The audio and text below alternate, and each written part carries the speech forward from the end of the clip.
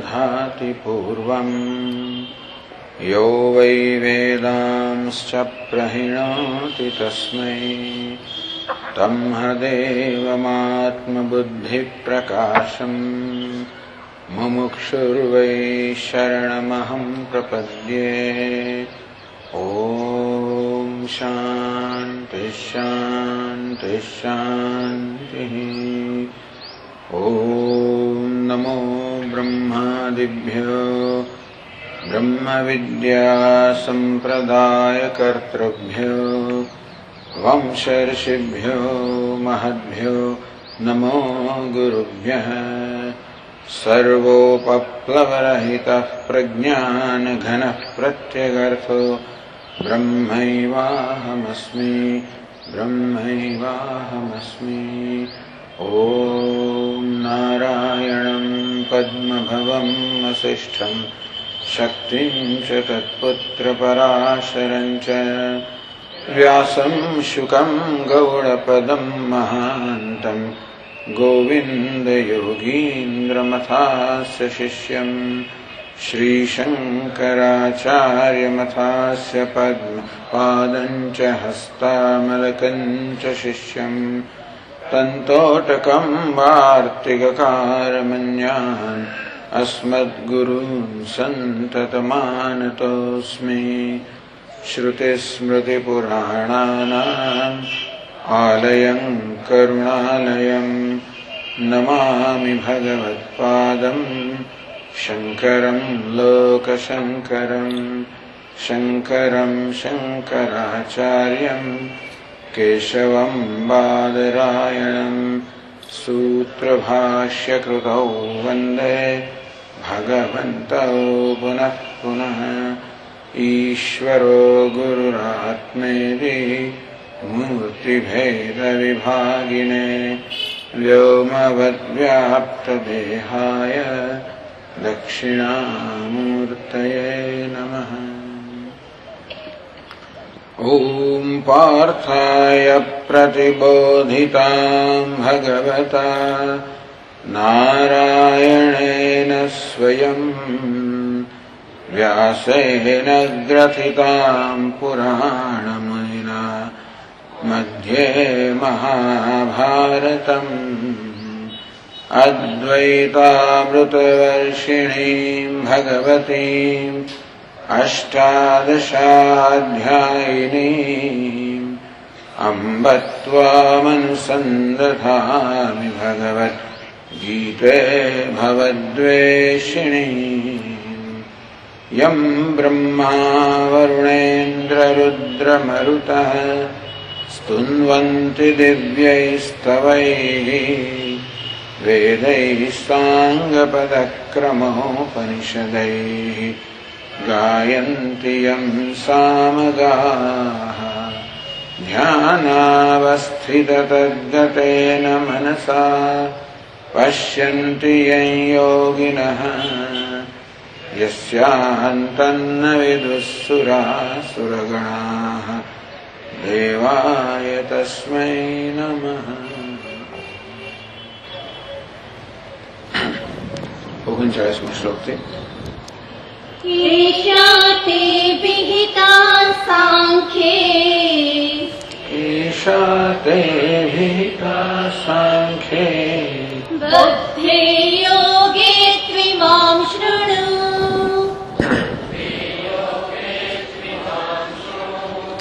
बुद्ध्या युक्तो यया पार्थ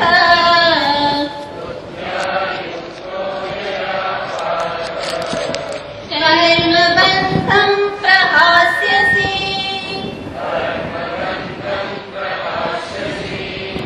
नेहाभिक्रमनाशोऽस्ति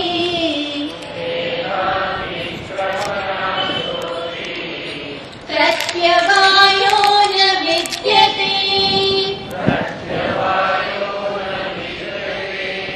स्वल्पमप्यस्य धर्मस्य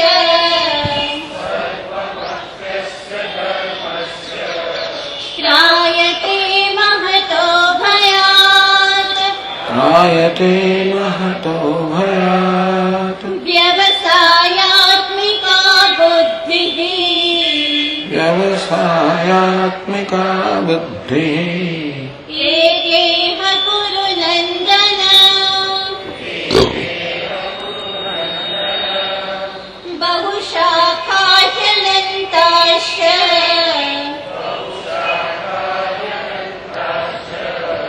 बुद्धयो व्यवसायिनाम्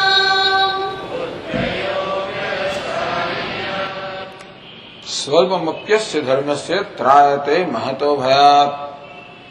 अस्य धर्मस्य स्वल्पमपि भगवान के अस्य आ योगनी भावना कर्म करो निष्काम कर्म आ निष्काम कर्म रूपी योग સ્વલ્પ તારા જીવનમાં તું અલ્પતયા થોડુંક જો અપનાવીશ ત્રાયતે મહતો ભયાત તો મહાન સંસાર ભયમાંથી બધા અનર્થમાંથી તારું રક્ષણ કરશે. કારણ કે થોડુંક પણ તું નિષ્કામ કર્મ કરીશ, પરોપકારના અર્થે કંઈક કરીશ, સેવાની ભાવનાથી કંઈક કરીશ, અર્થાત કંઈક કર્મ કરવા દ્વારા કોઈ વ્યક્તિગત વળતીની અપેક્ષા નહીં રાખવી એ પ્રકારે કર્મ કરીશ, એનું તરત ફળ મળશે. સકામ કર્મ કરે, કામનાથી પ્રેરણે કર્મ કરે તો ભવિષ્યમાં ફળ મળે, પણ નિષ્કામ કરવું ફળ તો તરત મળે.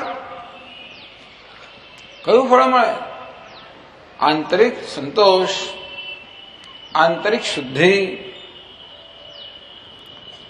કારણ કે નિષ્કામ કર્મ છે, નિસ્વાર્થ ભાવે થયેલું કર્મ એ આપણા પોતાના સ્વભાવને અનુરૂપ છે. આત્મા એટલે કે હું સચ્ચિદાનંદ નિષ્કામ છું, નિસ્વાર્થ છું. આત્મા પૂર્ણ હોવાને કારણે કોઈ કામના નથી. અહીં ભગવાન જ્ઞાની પુરુષનું વર્ણન કરતા કહેશે, પ્રજહાતિ યદા કામાન સર્વાન પાર્થ મનોગતાન. જેને બધી જ કામનાઓ વિદાય લઈ લીધી છે એવું આત્માનું સ્વરૂપ છે.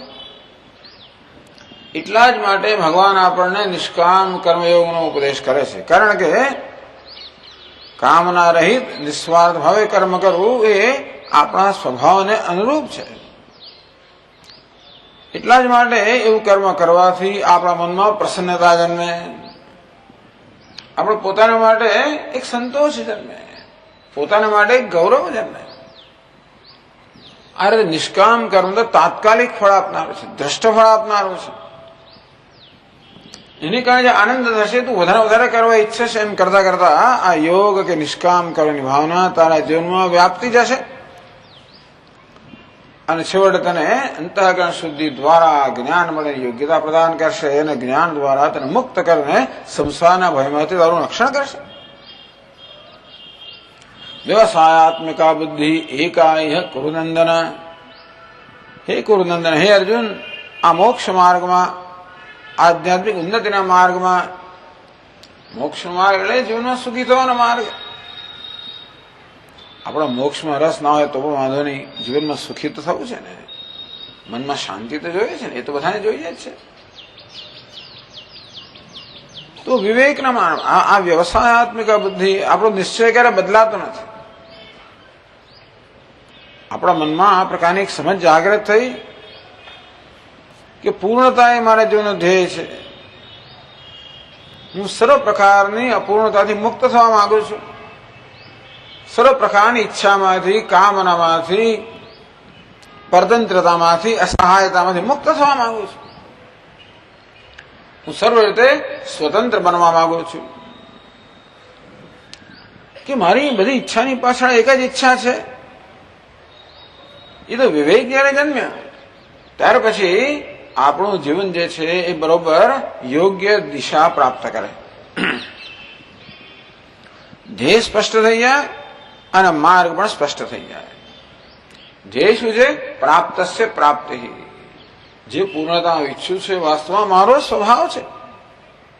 એ પ્રાપ્ત નથી કરવાની, એનો આવિર્ભાવ કરવાનો છે. એ પૂર્ણતા કહો, સુખ કહો, શાંતિ કહો, જે મારો સ્વભાવ જ છે. બિલકુલ અજ્ઞાન, રાગ દ્વેષ, અહંકાર, મમકાર, રાગ દ્વેષ આ બધાના વાદળ આડે જે ઢંકાઈ ગયો છે,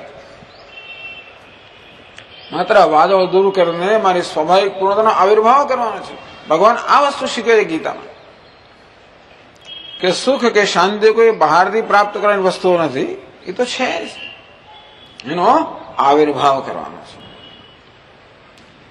સ્વામીજી, પણ શાંતિ કે સુખ મારું સ્વરૂપ છે તો સતત મને કેમ અનુભવ થતો નથી? કારણ કે એ પેલા રાગ દ્વેષના, સ્વાર્થના, સંકુચિતતાના આ વાદળની આડે જાણે કે ઢંકાઈ ગઈ છે. આપણો પુરુષાર્થ તો આ અવરોધને દૂર કરવામાં જ છે. આપણો પુરુષાર્થ સુખની પ્રાપ્તિ માટે નથી, પણ સુખની આડે જે અવરોધ છે એને દૂર કરવા માટે છે. હવે એક વાર સમજાય, મોટે ભાગે લોકો સમજતા નથી, પણ આવું સમજાય કે જીવન તો પ્રાપ્તની પ્રાપ્તિ માટે છે, સુખના પૂર્ણતાના આવિર્ભાવ માટે છે, રાગદ્વેષ દૂર કરવા માટે છે. આ જીવન તો આ ત્યાગ માટે છે, રાગદ્વેષના ત્યાગ માટે છે, કશી વસ્તુને ગ્રહણ માટે નથી. ત્યાગ એ નહીં કે અમૃતત્વમાં શું, કે જે ત્યાગથી અમરતા પ્રાપ્ત કરી છે મહાપુરુષોએ. શેનો ત્યાગ? રાગ દ્વેષનો ત્યાગ, સ્વાર્થનો ત્યાગ, સંકુચિતતાનો ત્યાગ.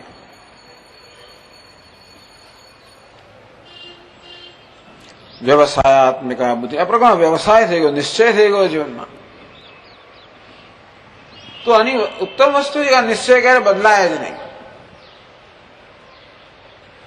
કર્મયોગના સ્તરમાં હોઈએ કે સંન્યાસના સ્તરમાં હોઈએ કે સાંગ ગમે તે સ્તરમાં હોઈએ, નિશ્ચય એક જ છે, પ્રાપ્તસ્ય પ્રાપ્તિ, પ્રાપ્તની પ્રાપ્તિ. મારા પોતાના સ્વરૂપનો આવિર્ભાવ, મારા પોતાના સ્વાભાવિક આનંદથી મને વંચિત રાખનાર જે અવરોધ છે એ અવરોધનો ત્યાગ, કામનો ત્યાગ. નિષ્કામ કર્મ એટલે કામનો ત્યાગ, રાગદ્વેષનો ત્યાગ. પછી જ્ઞાન દ્વારા અજ્ઞાનનો ત્યાગ. એટલે ત્યાગ એનો માર્ગ બની ગયો. પ્રાપ્તની પ્રાપ્તિ એ ધ્યેય છે અને આ ત્યાગ એનો માર્ગ છે. એકવાર સ્પષ્ટ થયું પછી કઈ વાંધો નથી. એકવાર નક્કી થયું કે આ સ્થળે મારે જવું છે અને એનો માર્ગ છે, ધ્યેય પણ નક્કી થઈ ગયું, માર્ગ પણ નક્કી થયો, પછી કોઈ વિકલ્પ રહેતો નથી. પછી આમ જો તેમ એવો વિકલ્પ રહે નહીં. સ્વામીજી મહારાજ કે ભાઈ કોઈ વિવેકી મનુષ્યને જીવનો કોઈ વિકલ્પ નથી. પછી વિકલ્પ શું હોય? એસી ચલાવો કે ના ચલાવો, કે પછી રેડિયોમાં આ ગીત આ સ્ટેશન મૂકો પેલું, એવો વિકલ્પ હોય.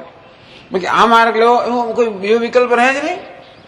તો પછી આ વિવેકી માણસ મળે વિકલ્પ કે રોટલી ખાવો કે પરોઠા ખાવો કે ઇડલી ખાવો કે આવો વિકલ્પ રહે.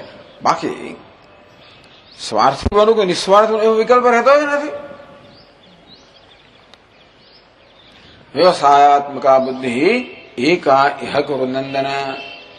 અહીંયા મોક્ષના માર્ગમાં, આધ્યાત્મિક ઉન્નતિના માર્ગમાં, સુખની પ્રાપ્તિના માર્ગમાં વ્યવસાયાત્મિક બુદ્ધિ અને નિશ્ચયાત્મિક બુદ્ધિ એક જ છે. બહુ શાખા હિરંતાશ્ચ બુદ્ધયો અવ્યવસાયના. પણ જે લોકોને ક્યાં પહોંચવું એ ખબર નથી અથવા એના વિશે ખોટી ખબર છે. પહોંચવાનું બધાને સુખ જ મેળવવું છે, ભાઈ ક્યાં છે એની ઉલટી ખબર હોય તમને. ભાઈ રામકૃષ્ણ સેવા સમિતિ ક્યાં આવી? તો કે બાપુનગરમાં આવી. ધારો કે એવી ખબર હોય તો કંઈક બીજા રસ્તે જઈએ અને ભાઈ આવે નહીં, મળે નહીં, અને પછી અનેક પ્રકારના માર્ગો હમણાં આવશે આની પાછળ આવશે ને પેલાની પાછળ આવે. જેને પૂછે સીધો જાને, ડાબે બાજુ જમણી બાજુ જાને. લોકો કોઈ દિવસ હિન્દુસ્તાનમાં કહે ને કે મને ખબર નથી, બહુ મોકલી આપે તમને. ડ્રાઈવર સાઈડ, ખાલી સાઈડ આમ વળો, પેલી બાજુ વળો, વળ્યા જ કરો, ચક્કર માર્યા કરો. એટલે આપણી પાસે નકશો જ ખોટો હોય. જીવનમાં મૂળ જે સમજ જ જયારે ખોટી હોય ત્યારે જે કરીએ એનું આપણને ઈચ્છિત પરિણામ મળવાનું નથી. સફળતા મળી હોય એવું લાગે, મારી ગાડી એવી ઝડપથી દોડાવો કે બીજા બધા આગળ નીકળી જાવ, એવી સફળતા મળે. પોલીસ ના જતો તો આમ લાલ લાઈટમાં જતો રહો, એવી જાત જાતની સફળતા મળે. પણ જ્યાં પહોંચવાનું એ સફળતા ના મળે.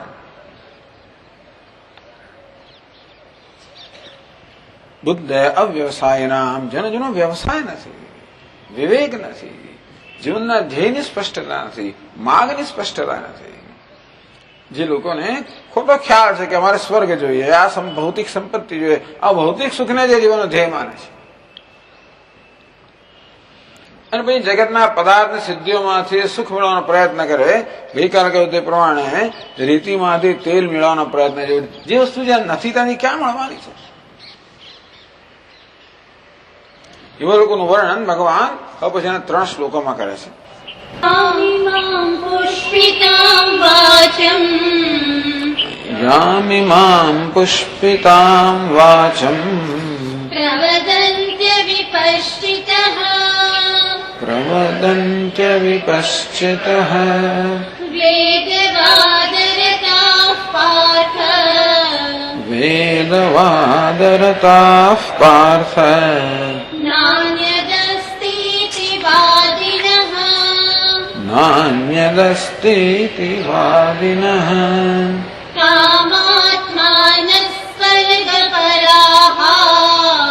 કામાત્માનઃ સ્વર્ગપરાઃ જન્મ કર્મ ફલપ્રદાં જન્મ કર્મ ફલપ્રદાં ક્રિયા વિશેષ બહુલાં ક્રિયા વિશેષ બહુલાં ભોગૈશ્વર્ય ગતિં પ્રતિ ભોગૈશ્વર્ય ગતિં પ્રતિ ભોગૈશ્વર્ય પ્રસક્તાનાં ભોગૈશ્વર્ય પ્રસક્તાનાં તયા પ્રહૃત ચેતસાં તયાપહૃત ચેતસાં વ્યવસાયાત્મિકા બુદ્ધિઃ વ્યવસાયાત્મિકા બુદ્ધિઃ સમાધૌ ન વિધીયતે સમાધૌ ન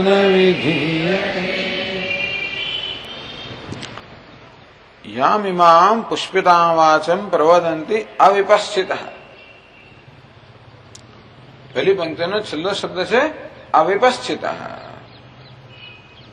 અવિવેકિનઃ, જે લોકોના જીવનમાં વિવેક નથી.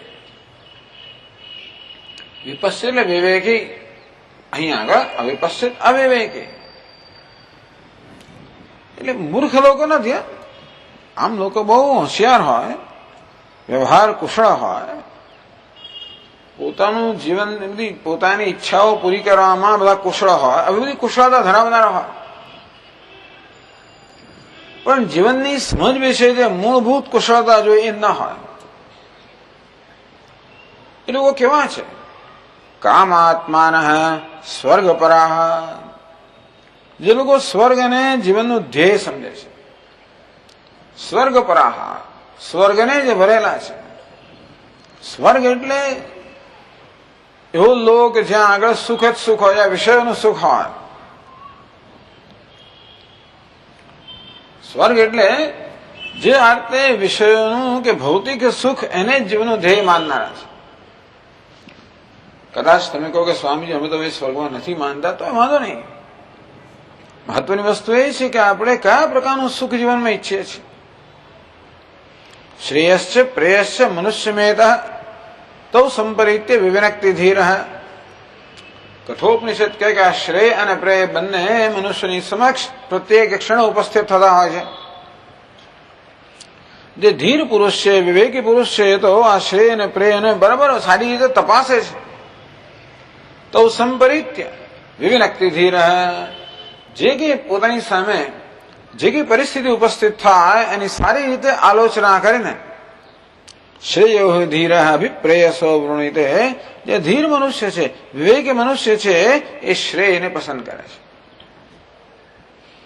પ્રેયો મંદો યોગક્ષેમાત વૃણીતે, જે અલ્પ બુદ્ધિનો મનુષ્ય છે એ યોગ અને ક્ષેમની ચિંતાના કારણે પ્રેયની પસંદગી કરે છે. પ્રેય એટલે ઇન્દ્રિયોના વિષયમાંથી જન્મતું સુખ, અને શ્રેય એટલે આત્મામાંથી જન્મતું સુખ, અંતઃકરણની શુદ્ધિમાંથી જન્મતું સુખ, આંતરિક સુખ, આત્માનું સુખ, આધ્યાત્મિક સુખ, નામ શ્રેય. અને ભૌતિક વિષયો કે સિદ્ધિઓમાં મળતું સુખ એટલે કે પ્રેય. આ પ્રકારના બે વિકલ્પો મનુષ્યને છે. કઠોપનિષદ કહે છે કે જે બુદ્ધિમાન મનુષ્ય છે, વિવેકી મનુષ્ય છે, એ તો શ્રેયની જ પસંદગી કરે છે. તો બીજા લોકો આ પ્રેયની પસંદગી કેમ કરતા હશે? કારણ કે પ્રિય લાગે, પ્રેય એટલે કે જે બધું પ્રિય લાગે છે, જે લોભાવનારું છે, ઇન્દ્રિયોમાં જે પ્રલોભન ઉત્પન્ન કરનારું છે, આકર્ષણ ઉત્પન્ન કરનારું છે, અને જાણે કે તાત્કાલિક સુખ આપનારું છે. આમ ડાયાબિટીસ થયો છે, ડોક્ટરે જાહેર કર્યું છે મારી સમક્ષ રસગુલ્લા છે, શ્રેયનું પ્રેય આવ્યું પાછું. વાહ! તો પ્રેય એટલે શું?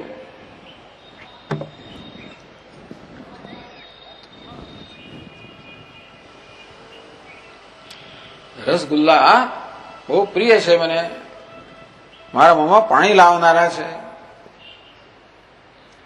એ સ્વાભાવિક મારી વૃત્તિ કેવી છે? ઉઠાવીને મોંમાં મૂકું. શ્રેય શું છે?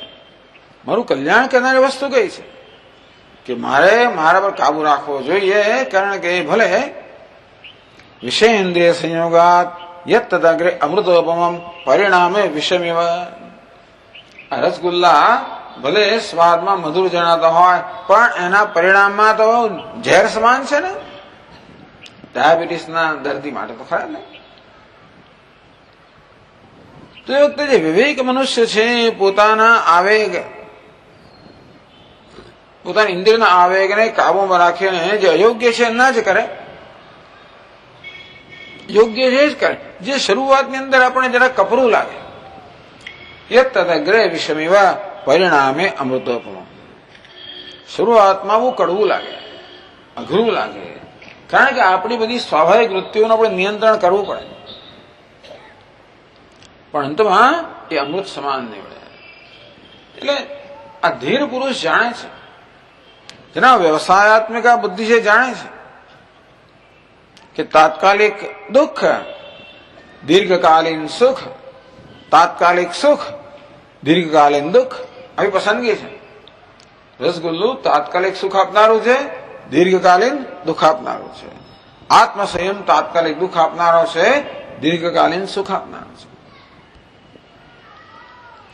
વિવેક જમાનામાંથી સ્વર્ગ પરાહ, બસ પોતાની જે ઈચ્છાઓ જન્મે, ઈચ્છા કામાત્માન, મને જે ઈચ્છાઓ જન્મે ઈચ્છાઓ પૂરી કરવી.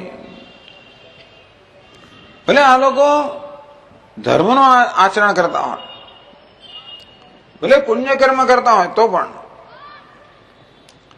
અવિવેક માણસ આમ પુણ્યાત્મા હોય, સત્કર્મ કરતો હોય, પણ સકામ કર્મ કરે છે. ટૂંકમાં દાન, યજ્ઞ, દાન, તપશ્ચર્યા બધું કરતો હોય માણસ, પણ એ દ્વારા સ્વર્ગની પ્રાપ્તિ ઈચ્છતો હોય. ત્રિવિદ્યામામ સોમપાહ પૂત પાપાહ યજ્ઞેરિષ્ઠવા સ્વર્ગતિમ પ્રાર્થયંતે. 9મા અધ્યાયમાં ભગવાન કહે છે કે આ બધા યજ્ઞો કરવા દ્વારા એ લોકો સ્વર્ગ માંગે છે, મને નથી માંગતા. ભગવાન કહે છે દેવાન દેવજો યાંતિ મદ ભક્તા યાંતિ માપે. જો મને માંગ્યો તો મને મળ્યું હોત, એ દેવતાને માંગે દેવ મળે છે. જેમને શું માંગવું? કામાત્માના. અલગ એમ માને છે કે બસ પોતાની ઈચ્છાઓ પૂરી કરવી એ જ જીવનનો પુરુષાર્થ છે. સ્વર્ગ પરાહ, સ્વર્ગને પ્રાપ્ત એ જ જીવનનું ધ્યેય છે. વેદવાદ રતા પાર્થ નાન્યદસ્તી વાદિન. વેદવાદ રતા, આ વેદના બે વિભાગ છે, કર્મકાંડ વિભાગ છે અને બીજો જ્ઞાનકાંડ વિભાગ છે. કર્મકાંડ વિભાગમાં ખૂબ બધા કર્મનું વર્ણન કરવામાં આવ્યું છે, અને માણસને કર્મમાં પ્રેરિત કરવા માટે એ કર્મના પરિણામે મળતું જે ફળ છે એની ખૂબ પ્રશંસા કરવામાં આવે. એટલે કે વેદના કર્મકાંડ વિભાગમાં આપણે સ્વર્ગની ખૂબ સરસ સરસ બધું વર્ણન સાંભળવા મળે. એ જેનો માણસ લલચાય અને સ્વર્ગની પ્રાપ્તિ માટે યજ્ઞ યાગાદિ કરે. પણ આ બધું કોને માટે છે? જે આળસુ માણસ છે, કશું ના કરે એને માટે છે. બધી વસ્તુ બધા માટે નથી હોતી. એટલે વેદનો કયો વિભાગ આપણે માટે છે અને કયો, એ જાણવું જોઈએ કે આ તો બાળકો માટે છે. આ વર્ણન જે છે, આ બધા વખાણ કરવામાં આવે છે સિદ્ધિઓના, કર્મફળના, એ બધા બાળકો માટે છે. બાળક બુદ્ધિવાળા માટે છે. એ પરિપક્વ બુદ્ધિવાળા માણસો માટે નથી, વિવેકી માણસો માટે નથી. અવિદ્યા મંતરે વર્તમાના સ્વયં ધીરા પંડિતમ મન્યમાના. પરંતુ અવિદ્યાની અંદર જ ભ્રમણ કરનારા, પોતે વિવેકી છે, બુદ્ધિશાળી છે, પંડિત છે, એવો વહેમ રાખનારા એ મારે કે નહીં, આ વેદની અંદર આજે વર્ણન કર્યું છે બધું અક્ષરશઃ સાચું છે. એ બધું વેદના તાત્પર્ય નિશ્ચય આપણે એવી બધું ચર્ચા નથી કરવાની, પણ એ તાત્પર્ય નિશ્ચય કરવો પડે કે આજે વર્ણન કર્યું છે એ વર્ણન પછી શું પ્રયોજન છે. કઈ વસ્તુ આપણે અક્ષરશઃ લેવી ને કઈ વસ્તુ ના લેવી. આપણે વ્યવહારમાં પણ એવો ઉપયોગ કરવો તો કોઈને પ્રલોભન, કોઈને પેલા સ્કૂલમાં મોકલવો હોય, આપણું ધાર્યું કરાવવું હોય તો જાત જાતનું આપણે વર્ણન કરીએ ને. જો તારા કાકા જેવા જો કેવા એન્જિનિયર થયા છે, જો કેવી મોટર ગાડી ફેરવે છે, કેવું આમ છે, સ્કૂલમાં જાય તો આવું થાય. એ પેલું સ્કૂલમાં એને પેલું જોઈએ, એને સ્કૂલ નથી જોઈતી, પેલું એને મોટર ગાડી જોઈએ, મારે સ્કૂલમાં જાય. ટૂંકમાં જે લોકોમાં પોતાનામાં આ જાતની સમજ ના હોય એમને આવી રીતે બધા વર્ણનો કરીને આપણે પ્રલોભન આપીએ અને પછી એમની પાસે ધાર્યું કરાવીએ. વેદમાં પણ આ પદ્ધતિ અપનાવવામાં આવેલી છે. વેદવાદ એટલે કે આ સ્વર્ગ વગેરે જે કર્મના ફળ છે એની પ્રશંસા કરવામાં આવે, પણ જે લોકો બુદ્ધિશાળી જાણે છે કે એ આપણા માટે નથી. નાન્યદ અસ્તિ દિવાદિન, એમ જ માને કે જીવનમાં સ્વર્ગ સિવાય બીજું કઈ છે જ નહીં, આ ભૌતિક સુખ સિવાય કઈ છે જ નહીં. અયમ લોક નાસ્તિ પરે ઇતિ માને, આથી વધારે કઈ છે જ નહીં. એવા અવિપશ્ચિત અવિવેકી લોકો કામાત્માન માત્ર પોતાની કામના ઈચ્છાથી પ્રેરાયેલા હોય, ઈચ્છાઓને પૂરી કરવી એ જ જેવું માનતા હોય. સ્વર્ગ પરાહ, સ્વર્ગ એટલે કે સિદ્ધિઓ. ઘણા માણસો આ લોકના સુખથી બિચારા જરાક થોડા કંટાળી જાય કે પછી એમનું ભ્રમ ભાગી જાય, ચાલો સ્વર્ગની પ્રાપ્તિ માટે પ્રયત્ન કરીએ. સ્વર્ગનો અર્થ થયો કે ભૌતિક સિદ્ધિઓ અને ભૌતિક વિષયો અને ભૌતિક સુખ. ઇન્દ્રિય વિષયો હોય, અહંકાર વિષયો હોય, સત્તા પ્રતિષ્ઠા, આ બધું સુખ આપનારી છે. બસ આ સિવાય કંઈ જ નથી. આ જીવનનું ધ્યેય છે એવું માનનારા. યામિમામ પુષ્પિતામ વાચમ પ્રવદંતી, એ લોકો આ પુષ્પિતા એટલે કે એકદમ રમણીય, સાંભળવામાં રમણીય લાગે એ પ્રકારની વાણી બોલે છે. એ વસ્તુ દેખાવમાં રમણીય હોય પણ અંદર કશું ના હોય. આજકાલ આ કેસુડાના વૃક્ષો પર કેવા સરસ સરસ લાલ ચેવળ કેવા સરસ ફૂલ હોય છે. ફળ બળ સુગંધ ના હોય, ફળ બળ કઈ ના હોય. જેવી રીતે વાણી પણ એવી છે ને કે આમ સાંભળવા બહુ સારી લાગે, અંદર કશું ના હોય. જેમ પેલો કેળાનું થડ હોય ને, બહુ સરસ આમ બહારથી લાગે નક્કર બધું, અંદર કશું પોલમ પોલ હોય. પુષ્પિતામ વાચમ અર્થ આ લોકો જે લોકો આવી રીતે બહુ આમ પ્રશંસાયુક્ત વાણી, પ્રવદંતી અવિપશ્ચિત, આવા અવિવેકી લોકો આવી બધી વાણી બોલતા હોય છે. પણ એને કારણે શું થાય? જન્મ કર્મ ફલપ્રદામ. આપણે સ્વર્ગમાં પણ જઈએ તો ક્ષીણે પુણ્ય મર્ત્યલોકમ વિશંતિ. ગમે તેવી ભૌતિક સિદ્ધિ પ્રાપ્ત કરી, પણ જે વસ્તુ પ્રાપ્ત કરી હોય એ હંમેશા મર્યાદિત જ હોય સમયમાં. અત્યારે છે ને પછી નથી જવાની. મળે સ્વર્ગ પણ કેટલોક સમય છે પછી નથી, અને ત્યાંથી માણસનું પતન થાય, છેવટે વળી પાછો મર્ત્યલોકમાં પાછો આવે, વળી પછી આની આ જંજાળ ચાલુ થઈ જાય. આ જન્મરૂપી કર્મફળ આપનારી જન્મ કર્મ ફલપ્રદામ, બીજા જન્મરૂપી ટૂંકમાં આ જન્મ મૃત્યુનું આ જે ચક્ર છે, ચક્રને ચાલુ રાખનારી આ બધી વસ્તુ છે. ભૌતિક સિદ્ધિઓમાંથી સુખની પ્રાપ્તિની જે માર્ગ છે એ જન્મ મૃત્યુના ચક્રને ચાલુ રાખનારો છે. આપણે હંમેશા તરસે ને તરસ્યા જ રાખનારો છે. ક્યારેક તરસ માણસે છીપાય નહીં. બહુ ભૂખ લાગી હોય ને એક રોટલી આપવામાં તો આપણી ભૂખ વધે, ઘણી વાર એવું થાય. તેવી રીતે આ લોકોને થોડી કઈ નાનું મોટું સુખ મળે ખરું, પણ એને ભૂખ સંતોષ નહીં, ભૂખ વધ્યા જ કરે. ભૂખ્યા ને ભૂખ્યા, તરસ્યા ને તરસ્યા, હંમેશા એક પછી એક ઈચ્છાઓ આવ્યા જ કરે. ઈચ્છાઓ જન્મે, ઈચ્છાઓ પૂરી કરે, વળી જરા કંઈક સુખ મળે, પાછી ઈચ્છા જન્મે, વળી પૂરી કરે, પાછી સુખ જન્મે. આ પ્રક્રિયા ચાલ્યા જ કરે. કારણ કે એમનું ધ્યેય નિશ્ચિત ન હોવાને કારણે ધ્યેય બદલાયા જ કરતું હોય. બહુ શાખા હિનંતાશ્ચ બુદ્ધે અવ્યવસાયિના જન્મ કર્મ ફલપ્રદામ ક્રિયા વિશેષ બહુલામ. અનેક પ્રકારની વિશેષ ક્રિયાઓ.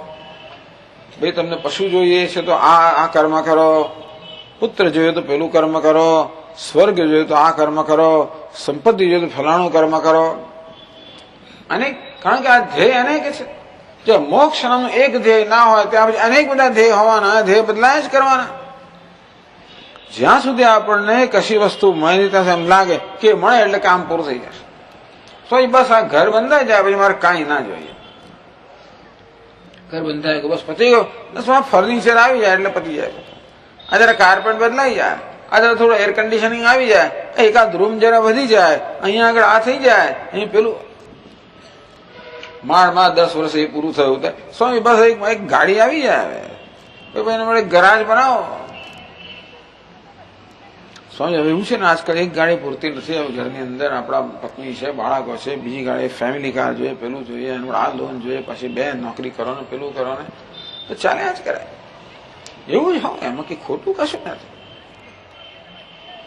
બે ગાડી જોઈતું તો લાવો, એનો વાંધો નથી. અક્કલ હોવી જોઈએ જીવન, બીજું કાંઈ નહીં. બાકી એ અક્કલ પૂર્વક જે કરવો એ કરો.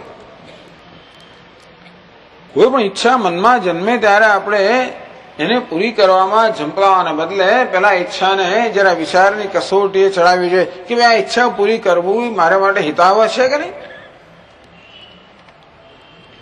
જીવન મારું શું ધ્યેય છે, આ ઈચ્છાની પૂર્તિ મારા ધ્યેયમાં મદદ કરનારી છે કે નહીં. એમ લાગે કે ભાઈ આ ઈચ્છાની પૂર્તિથી મારું જીવનનું ધ્યેય છે, એ દિશામાં આગળ વધે જરૂર પૂરી કરો. કે મોટર ગાડીમાં કઈ ખોટું કઈ નથી, મોટર ગાડી સારી પણ કહેવાય. ચાલો લઈ આવે તો આપણે રોજ ક્લાસમાં જઈ શકતા, એવું કંઈક થતું હોય તો સારું છે, વાંધો નથી. અને બીજા 3 જણને સાથે લઈ પણ જઈએ, ચાલો પરોપકારનું કામ પણ થાય. ના હું તો કોઈને ગાડીમાં બેસવા ના દઉં સ્વામી છે, ના બેસવા દઈશ, તો અમદાવાદ છે બાપુ. સ્વામી લોકો ગંદા પગ લઈને અંદર આવે, આમ થઈને આવે, પછી ગાડીમાં પછી 3 જણા બેસે, પછી વજન વધી જાય, અને મારા પેલા એના પર બોજ આવે ને આ થાય ને, એટલી ગણતરી, એટલી બધી ગણતરી. પછી મારે એને મૂકવા માટે આમથી આમ જવું પડે, અને હું તો અહીં ઉતારું, ભલે ચાલીને જાય. એ ગાડીનો અર્થ શું છે? જે હોય ખરું ચાલો, પણ કહેવાનો વાત એ છે કે દરેક વસ્તુ ઉપયોગી છે. તો સત્કર્મ કરવામાં ઉપયોગી થતો તો બધું જ કરો, એનો વાંધો નથી. પણ હમણાં સ્વામીની ભાષામાં જીવનમાં આવ્યો કન્ટ્રીબ્યુટર અને કન્ઝ્યુમર. આ વસ્તુ વ્યક્તિગત ભોગ માટે છે કે પછી પરોપકાર માટે છે? પરોપકાર માટે જે લાવો એ લાવો.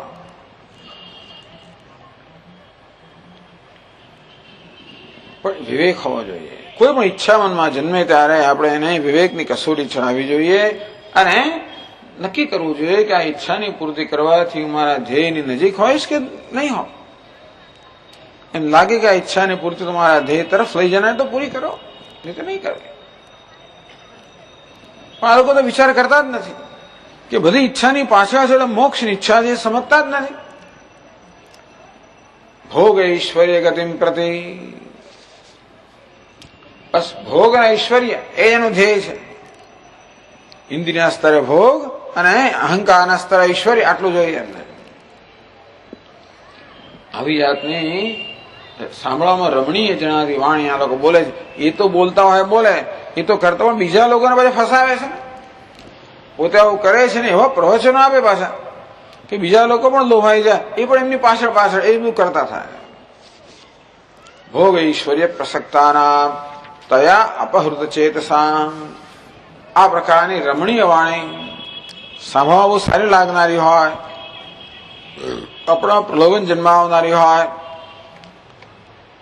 ભોગ ઐશ્વર્ય પ્રસક્તાના, ભોગ ના ઐશ્વર્યમાં એટલે અર્થ અને કામમાં જે લોકોનું મન પ્રસક્ત છે અથવા આસક્ત છે તયા અપહૃત ચેતસા, આ પ્રકારની વાણીથી જેમનું ચિત્ત કે વિવેક બુદ્ધિનું અપહરણ થઈ ગયું છે.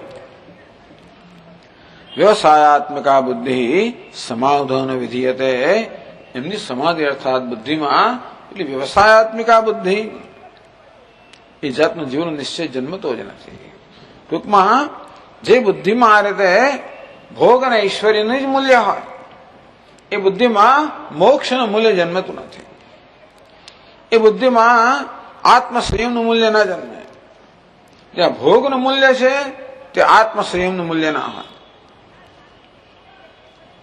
અંતેથી એ આત્મસંયમનો માર્ગ, ત્યાગનો માર્ગ, તપશ્ચર્યાનો માર્ગ, વિચારનો માર્ગ, એ માર્ગ એમને કોઈ રીતે એમનામાં આકર્ષણ ઉત્પન્ન કરતો જ નથી.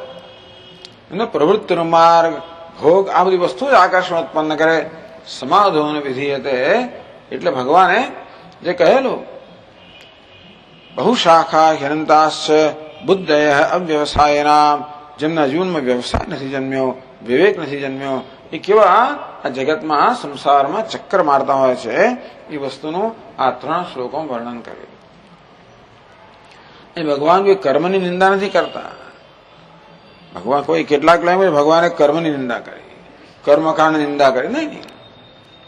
અવિપશ્ચિત ભગવાન માત્ર અવિવેકની જ નિંદા કરે છે, નિંદા નથી કરતા. અવિવેકનું અહીંયા નિરૂપણ કરે છે કે કેવી રીતે માણસમાં વિવેક ના હોય તો કેવી રીતે એનું જીવન નકામું જાય છે.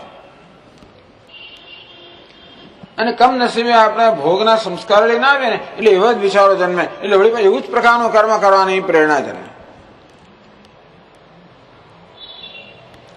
અને તેથી 45મા શ્લોકમાં કહે છે ત્રૈગુણ્ય વિષયા વેદાઃ ત્રૈગુણ્ય વિષયા વેદાઃ નિસ્ત્રૈગુણ્યો ભવાર્જુન નિસ્ત્રૈગુણ્યો ભવાર્જુન નિર્દ્વંદ્વો નિત્યસત્વસ્થઃ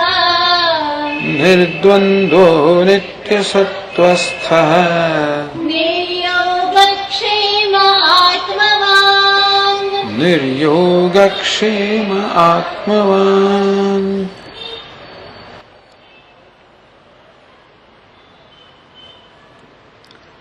ત્રૈગુણ્ય વિષયા વેદાઃ. હે અર્જુન, વેદનો કર્મકાંડ છે એ ત્રૈગુણ્ય 3 ગુણ એટલે કે સંસારને અંતર્ગત છે. ટૂંકમાં હે અર્જુન, તું સકામ કર્મ કરીશ તો ક્યારે પણ આ જન્મ મૃત્યુના ચક્રમાંથી, આ સુખ દુઃખના ચક્રમાંથી ક્યારેય મુક્ત થઈ નહીં શકે. કર્મ બંધન કરનારું નથી, પણ કર્મની પાછળ કામના છે એ બંધન કરનારી છે. આ કામના આપણે પૂરી કરીએ તો આપણે નવી કામના જન્માવતી હોય છે. ન જાતો કામ કામાના ઉપભોગે ને સામ્યતી. મહાભારતમાં કહેવામાં આવ્યું, રાજા યયાતિએ ખૂબ બધા અનુભવ પછી આ વાક્ય કહ્યું. 1000 વર્ષ સુધી એમણે સુખ ભોગવ્યું. એને શાપ મળ્યો કે જા, તારું યૌવન જતું રહેશે. બિચારો જર્જરિત થઈ ગયો. મારા શું કરું તો કે તારા 3 પુત્રો, 4, એમાંનો એકય પુત્ર જો તને એની પોતાની યુવાની આપે તો તને મળી શકશે. છેલ્લો પુત્ર પુરુરવા હતો, એને કહ્યું લો લઈ જાઓ પિતાજી, મારી યુવાને લઈ જાઓ. એ બુદ્ધિ, એ વિવેકી હતો. 1000 વર્ષ સુધી યાદ રાજાએ અનેક પ્રકારના સુખ ભોગવ્યા. પછી જોયું, પછી આમ ભ્રમ ભાંગ્યો. ન જાતું કામ કામાના ઉપભોગે ને સામ્યતી. કામનાઓ એમને સંતોષવાદી ક્યારેય પણ શાંત થતી નથી. હવિષાકૃત સંવર્તમેવ ભૂય એવા વિવર્ધતે. જેવી રીતે અગ્નિમાં ઘી હોમવાથી અગ્નિ વધુ વધુ પ્રજ્વલિત થાય, તેવી રીતે કામના સંતોષવાદી કામના વધુ પ્રજ્વલિત થાય. એક કામના પૂરી થાય, એ કામના જતી રહે, એના સ્થાને બીજી કામનાને જગ્યા આપીને જ જાય. પાછી એ કામના પૂરી કરો એ વળી ત્રીજી કામના જન્માવીને જ જાય. ત્રૈગુણ્ય વિષયા વેદાઃ. હે અર્જુન, આ સંસાર જે છે આ 3 ગુણની અંદર આ સંસાર વેદના કર્મકાંડમાં એટલે સકામ કર્મ છે, તને આ રીતે સંસારમાં જ રાખનારો છે. નિસ્ત્રૈગુણ્યો ભવાર્જુન નિષ્કામ ભવ. હે અર્જુન, નિષ્કામ બન. અહીં નિસ્ત્રૈગુણ્ય શબ્દ નિષ્કામો ભવ. આ 3 ગુણ જે છે એનો 3 ગુણથી બનેલો સંસાર છે. સંસારથી ઉપર ઉઠવા માટે એટલે જીવનમાં શાશ્વત સુખ પ્રાપ્ત કરવા માટે, જીવનમાં સુખ શાંતિ પ્રાપ્ત કરવા માટે એમને માનવું કે આ ઉપદેશ માત્ર જે લોકો આધ્યાત્મિક જીવન જીવવા માંગે એમના માટે છે, બધા માટે છે. માણસ માત્ર જીવનમાં સુખી થવા ઈચ્છે જ છે. ભગવાન સ્પષ્ટ કહી રહ્યા છે કે કામનાઓની પૂર્તિથી ક્યારે પણ મનને શાંતિ મળતી નથી કે કોઈ ટકાઉ સુખ મળતું નથી. નિસ્ત્રય ગુણ્ય ભવ, તું નિષ્કામ બન. નિષ્કામ બને એટલે કેવી રીતે સ્વામી? કામના મનમાં જન્મે તો શું કરો? મેં કહ્યું તે પ્રમાણે કામના મનમાં જન્મે એટલે કામનાને પૂરી કરવા સીધું ઝંપલાવવું નહીં, પરંતુ મનમાં પ્રશ્ન પૂછો કે આ કામના પૂરી કરવાથી મારું હિત થશે કે નહીં. ગઈકાલે ચર્ચા કરી કે આપણા જીવનમાં બે પ્રકારની સંપત્તિ છે. એક છે ભૌતિક સંપત્તિ, બીજી છે આધ્યાત્મિક આંતરિક સંપત્તિ. તો સુખનો આધાર તો આંતરિક સંપત્તિ પર છે. જેટલા પ્રમાણમાં મેં અહિંસા, સત્ય, આ બધા જે સદગુણો છે, સદગુણો જેટલા પ્રમાણમાં મેં એનો સંચય કર્યો છે એટલા પ્રમાણમાં મને શાંત અને પ્રસન્ન છે. બહારની સંપત્તિ આપણને સગવડ આપવા માટે છે અને બીજા બધા જીવનના કામ કરવા માટે છે, એટલે એની જરૂર છે. પણ સુખ આપવા માટે તો આંતરિક સંપત્તિ જોઈએ. સગવડ માટે બીજી અનુકૂળતા આપણે બહારની સંપત્તિ જોઈએ, પણ સુખ માટે આંતરિક સંપત્તિ જોઈએ. વિવેક હોય તો વિવેક મનુષ્ય તો આંતરિક સંપત્તિ છે એનો સંચય કરવામાં જ પોતાનો પુરુષાર્થ સમજે. તો કામના એટલે રાગ અને દ્વેષ. હે અર્જુન, તું કામનાથી પ્રેરણે રાગ દ્વેષથી પ્રેરણા કર્મ કરીશ તો રાગ દ્વેષમાં વધારો થયા જ કરશે. અને જેટલા અંશે રાગ દ્વેષ વધારે એટલા અંશે મનમાં અશાંતિ વધારે હોવાની જ છે. મનમાં અશાંતિ હોય, સંઘર્ષ એટલે બહાર સંઘર્ષ હોય જ. જીવનમાં બહાર જે સંઘર્ષ હોય છે, અંદર અંદર જે બધા સંઘર્ષ હોય છે એ આંતરિક સંઘર્ષની જ એનું પ્રતિબિંબ જ હોય છે. જે માણસ અંદરથી શાંત હોય, પ્રસન્ન હોય, બહારના લોકો સાથે ઝઘડો બગડો કરે નહીં, કે સંઘર્ષ ના જ કરે. અંદર અસ્વસ્થ હોય એટલે અસ્વસ્થતા બહાર આવી રીતે જ વ્યક્ત થાય. એટલે આપણે દુઃખીઓને બીજાને દુઃખી કરીએ. એટલે ભગવાન કહી રહ્યા છે ભગવદ્ ગીતામાં કે કામના, અને આ વસ્તુ વારંવાર કહેશે, એટલે રાગ અને દ્વેષ. કામના એટલે રાગ અને દ્વેષ. રાગ અને દ્વેષ છે એ આપણને દુઃખી કરનારા છે.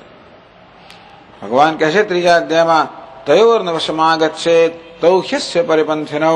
હે અર્જુન, તું રાગ અને દ્વેષના વશમાં ના આવીશ, એ તારા માર્ગના શત્રુઓ છે. મહાશનો મહાપાપમાં વિદ્યેર્મિહ વૈરિણમ. મહાશન, અશન એટલે આ રાગ દ્વેષ કેવો શત્રુ છે? તું ગમે એટલું ખવડાય કરે, ગમે એટલા પૂર્તિના પ્રયત્નો કરે, એને સંતોષ થવાનો નથી. વધારે માંગ્યા જ કરશે. અગ્નિ જેમ વધારે માંગ્યા કરે તો વધારે માંગ્યા જ કરશે. મહાપાપમાં છેવટે તારી પાસે પાપ કરાવશે, અધર્મનું આચરણ કરાવશે. વિદ્યેર્મિહ વૈરિણમ. આ સંસારની અંદર, આ જગતમાં એ તારો એક નંબરનો વૈરી છે. આ ક્રોધ, કામ ક્રોધ કહો કે રાગ દ્વેષ કહો. નિસ્ત્રૈગુણ્યો ભવ નિષ્કામો ભવ. તું કામનાથી મુક્ત બન. તારામાં મૂલ્ય હોવું જોઈએ. મુક્ત તો તરત ના બની જવાય કે કામના મને પૂછીને જન્મતી નથી, એ તો અંદર આવ્યા જ કરતી હોય. પણ ભગવાન કહે છે કે નિષ્કામ બનવા માટેનું મૂલ્ય હોવું જોઈએ. ટૂંકમાં જીવનમાં શું મૂલ્ય હોવું જોઈએ? મારી કામનાઓ પૂરી કરવાનું મૂલ્ય હોવું જોઈએ કે કામનાથી મુક્ત થવાનું મૂલ્ય હોવું જોઈએ? કામનાથી મુક્ત થવાના બે માર્ગ છે. કામના પૂરી કરી તો પણ જતી રહે, તો પછી નવી કામના આવે. જયારે બીજો માર્ગ કયો છે? વિવેકપૂર્વક કામનાનું નિવારણ કરવું. કામના શેના માટે હોય? અપ્રાપ્તની પ્રાપ્તિ માટે. જે આપણી પાસે નથી એની પ્રાપ્તિ માટે ઈચ્છા હોય. અને જે નથી એને મેળવવા માટે ઈચ્છા કરવામાં કે ખોટું નથી, જો એ યોગ્ય હોય તો. પણ જે સુખની ઈચ્છા છે એ કયા પ્રકારની ઈચ્છા છે? સુખની ઈચ્છા એ અપ્રાપ્તની પ્રાપ્તિની ઈચ્છા છે કે પ્રાપ્તની પ્રાપ્તિ? શાસ્ત્ર કહે છે કે તું બ્રહ્મ છે, તું આનંદ સ્વરૂપ છે. સુખ કે આનંદ તમારું સ્વરૂપ જ છે. એટલે સુખની પ્રાપ્તિની ઈચ્છા કેવી છે? જે વસ્તુ ક્યારે પૂરી ના થાય એ પ્રકારની ઈચ્છા છે. તો પ્રાપ્તની પ્રાપ્તિ તો ઈચ્છાની પૂર્તિ ના થાય, એ તો જ્ઞાનથી થાય. આ પ્રકારના વિવેકથી કે સુખની ઈચ્છા ક્યારે પૂરી ના થાય, કારણ કે સુખ તો મારો સ્વભાવ છે, બહારથી ક્યાં મળવાનું છે. એટલે હે અર્જુન, આ સુખની ઈચ્છા, શાંતિની ઈચ્છા, મુક્તિની ઈચ્છા, પ્રેમની ઈચ્છા, આ ઈચ્છા સાચી નથી, ખોટી છે. નિષ્કામનો અર્થ એવો જ છે કે સુખ મળેની કામના ના કરીશ, કારણ કે સુખ તો તારો સ્વભાવ છે. શાંતિની કામના ના કરીશ, મુક્તિની કામના ના કરીશ, તારો સ્વભાવ છે. તને ઘર જોઈતું હોય તો ભલે કામ ના કર, તને ગાડી જોઈએ તો કામ ના કર, પણ એ દ્વારા સુખની પ્રાપ્તિની કામના ના કરીશ. માણસે રહેવા માટે જગ્યા જોઈએ કે એનો ગુનો નથી, માટે એને ઘર જોઈએ ભલે, એને આવા જવા માટે વાહન જોઈએ ભલે, પહેરવા માટે કપડાં જોઈએ પણ ભલે, તો એમાં જો ઓફિસમાં સૂટ પહેરીને જો પડે ભલે સૂટ પહેરીને જાઓ. ટૂંકમાં પોતાનું કર્તવ્ય કરવા માટે જે કરવું એ જરૂર કરો, પણ એ દ્વારા સુખ મળશે, શાંતિ મળશે એવી અપેક્ષા રાખવી એ અવિવેક છે. નિષ્કામ હોવા હે અર્જુન, તું આ પ્રકારની કામનાથી મુક્ત થા. વિવેકપૂર્વક આ બધી કામનાનું તું નિવારણ કરતો જા. એ કેવી રીતે થાય? બીજી પંક્તિમાં કહે છે, નિર્દ્વંદ્વ નિત્ય સત્વસ્થ નિર્યોગક્ષેમ આત્મવાન. તું અર્જુન નિર્દ્વંદ્વ બન. નિર્દ્વંદ્વ એટલે આ દ્વંદ્વના પ્રભાવથી મુક્ત બન. દ્વંદ્વ કોને કહેવાય? પરસ્પર વિરુદ્ધ જોડકાને દ્વંદ્વ કહેવાય. જન્મ મૃત્યુ, દિવસ રાત, સગવડ અગવડ, સુખ દુઃખ, માન અપમાન, સફળતા નિષ્ફળતા, આ બધા દ્વંદ્વ છે, પરસ્પર વિરુદ્ધ જોડકા છે. અને આપણું જીવન આનું જ બનેલું છે. આવા પરસ્પર વિરુદ્ધ જોડકાઓ સતત આપણી સમક્ષ આવતા છે. આમાં સફળતા, ક્યારેક સફળતા, ક્યારેક નિષ્ફળતા, ક્યારેક માન, ક્યારેક અપમાન, ક્યારેક સ્તુતિ, ક્યારેક નિંદા. આવું તો થયા જ કરવાનું. ભગવાન નિર્દ્વંદ્વ તામ સ્થિતિક્ષસ્વ ભારત, અમને આવવા દે અને જવા દે. કોઈ નિંદા કરે તો લડીશ નહીં, સ્તુતિ કરે તો એને ફરી પાછો એને વળગીશ નહીં. સ્તુતિ કેટલા પર વળગવા જઈએ, નિંદા કરે લડવા જઈએ. મા કરું વિગ્રહ સંધવ, વિગ્રહ પણ ના કરીશ અને સંધિ પણ ના કરીશ. આ દુનિયા જે ચાલે એ ચાલવા દો. સમજ્યા? કહી કેમ જાય? ભલે ને કહી ગયો, આવું બોલી ગયો, ભલે બોલી ગયો. આ લઈ ગયો, ભલે લઈ ગયો. ખોટ ગઈ, ભલે ગઈ. આપણો ધ્યેય શું છે? આપણું ધ્યેય અંતઃકરણ શુદ્ધિ છે. આપણો ધ્યેય તો આંતરિક સંપત્તિ છે, આંતરિક શાંતિ છે. અને ભગવાન એટલે આગળ કહ્યું તામ સ્થિતિક્ષસ્વ ભારત. હે અર્જુન, આ દ્વંદ્વ તો આવશે અને જશે, એ બધાને સહન કરીને. શું એ સહન તો કરતા જ આવ્યા છે ને આખી જિંદગી. એવું સહન નહીં. બહારથી સહન કરવું ને અંદરથી કકળાટ કરો એ પ્રકારનું સહન નહીં. એમાં તો શું થાય છે કે અંદરથી બધા આપણા મનની અંદર અશાંતિ અને વિકારો જન્મતા જાય છે. એ સહન કર્યું ના કહેવાય. હું તો હંમેશા ક્ષમા કરું છું. અચ્છા, તો બહુ સારું ભાઈ. હા, પણ મનમાં જે અશાંતિ જન્મ થાય એનો તો ક્ષમા થઈ જ નથી. બધું સહન કરી લઉં છું. સહન કરવું ક્યારે કહેવાય? મન પ્રસન્ન રહે તો. બાકી મનની અંદર અનેક પ્રકારના ગુસ્સો ચડ્યો અને અંદરથી, તો એ સહન કરવી કહેવાય જ નહીં ને. તેથી બસ આ તો જગતનો નિયમ જ છે. આ જગતનું ચક્ર ચાલ્યા જ કરવાનું. ક્યારેક નીચે ને ઉપર, દુઃખ અને સુખ આવ્યા જ કરવાનું. હું આખો દાડો એને બધું બદલવા જઈશ તો ક્યાં પત્તો લાગશે? બધી વસ્તુને અનુકૂળ બનાવવા જઈશું તો આપણો આખો સમય અને શક્તિ પૂરા થઈ જશે. તમને આગળ મેં વાત કરી ને, અનુકૂળ બનાવવા જવામાં શું થાય છે બધું. મારો મિત્ર, હું નવો અમેરિકા ગયો, મારો મિત્ર મને મોટર ગાડીમાં બેસાડીને લઈ ગયો. એ જમાનાની વાત છે જ્યારે નવું એર કન્ડિશનિંગ આવેલું, વેધર કંટ્રોલ કહે ને એ લોકો, મારા મિત્ર બહુ ગર્વપૂર્વક મને કહ્યું, જો આ મારી નવી ગાડી છે, જો હું તને સરસ બધા દ્રશ્યો દેખાડો લઈ જાઉં, અને જો અહીંયા એક નોબ છે, ડટ્ટો છે, આમ ફેરો એ તો ટેમ્પરેચર વધે, આમ ફેરો તો ઘટે, તને જે અનુકૂળ હોય પ્રમાણે કર. તો ગાડી ચલાવતો હતો, અહીંયા મને મજા શું કાંઈ જોયું તો ખરા, ફેરવ્યું તો કેમ છે, આમ ફેરવું એટલે આમ જરા થોડી ગરમી વધી એટલે વળી પાછું આમ ઉલટું ફેરવું, થોડી વળી ગરમી ઘટી એટલા પછી સૂર્ય આવે, પછી ગરમી વધી, પાછું આમ ફેરવો તેમ ફેરવો, વાદળ આવે ત્યાં તો હવામાન બદલાયા જ કરે.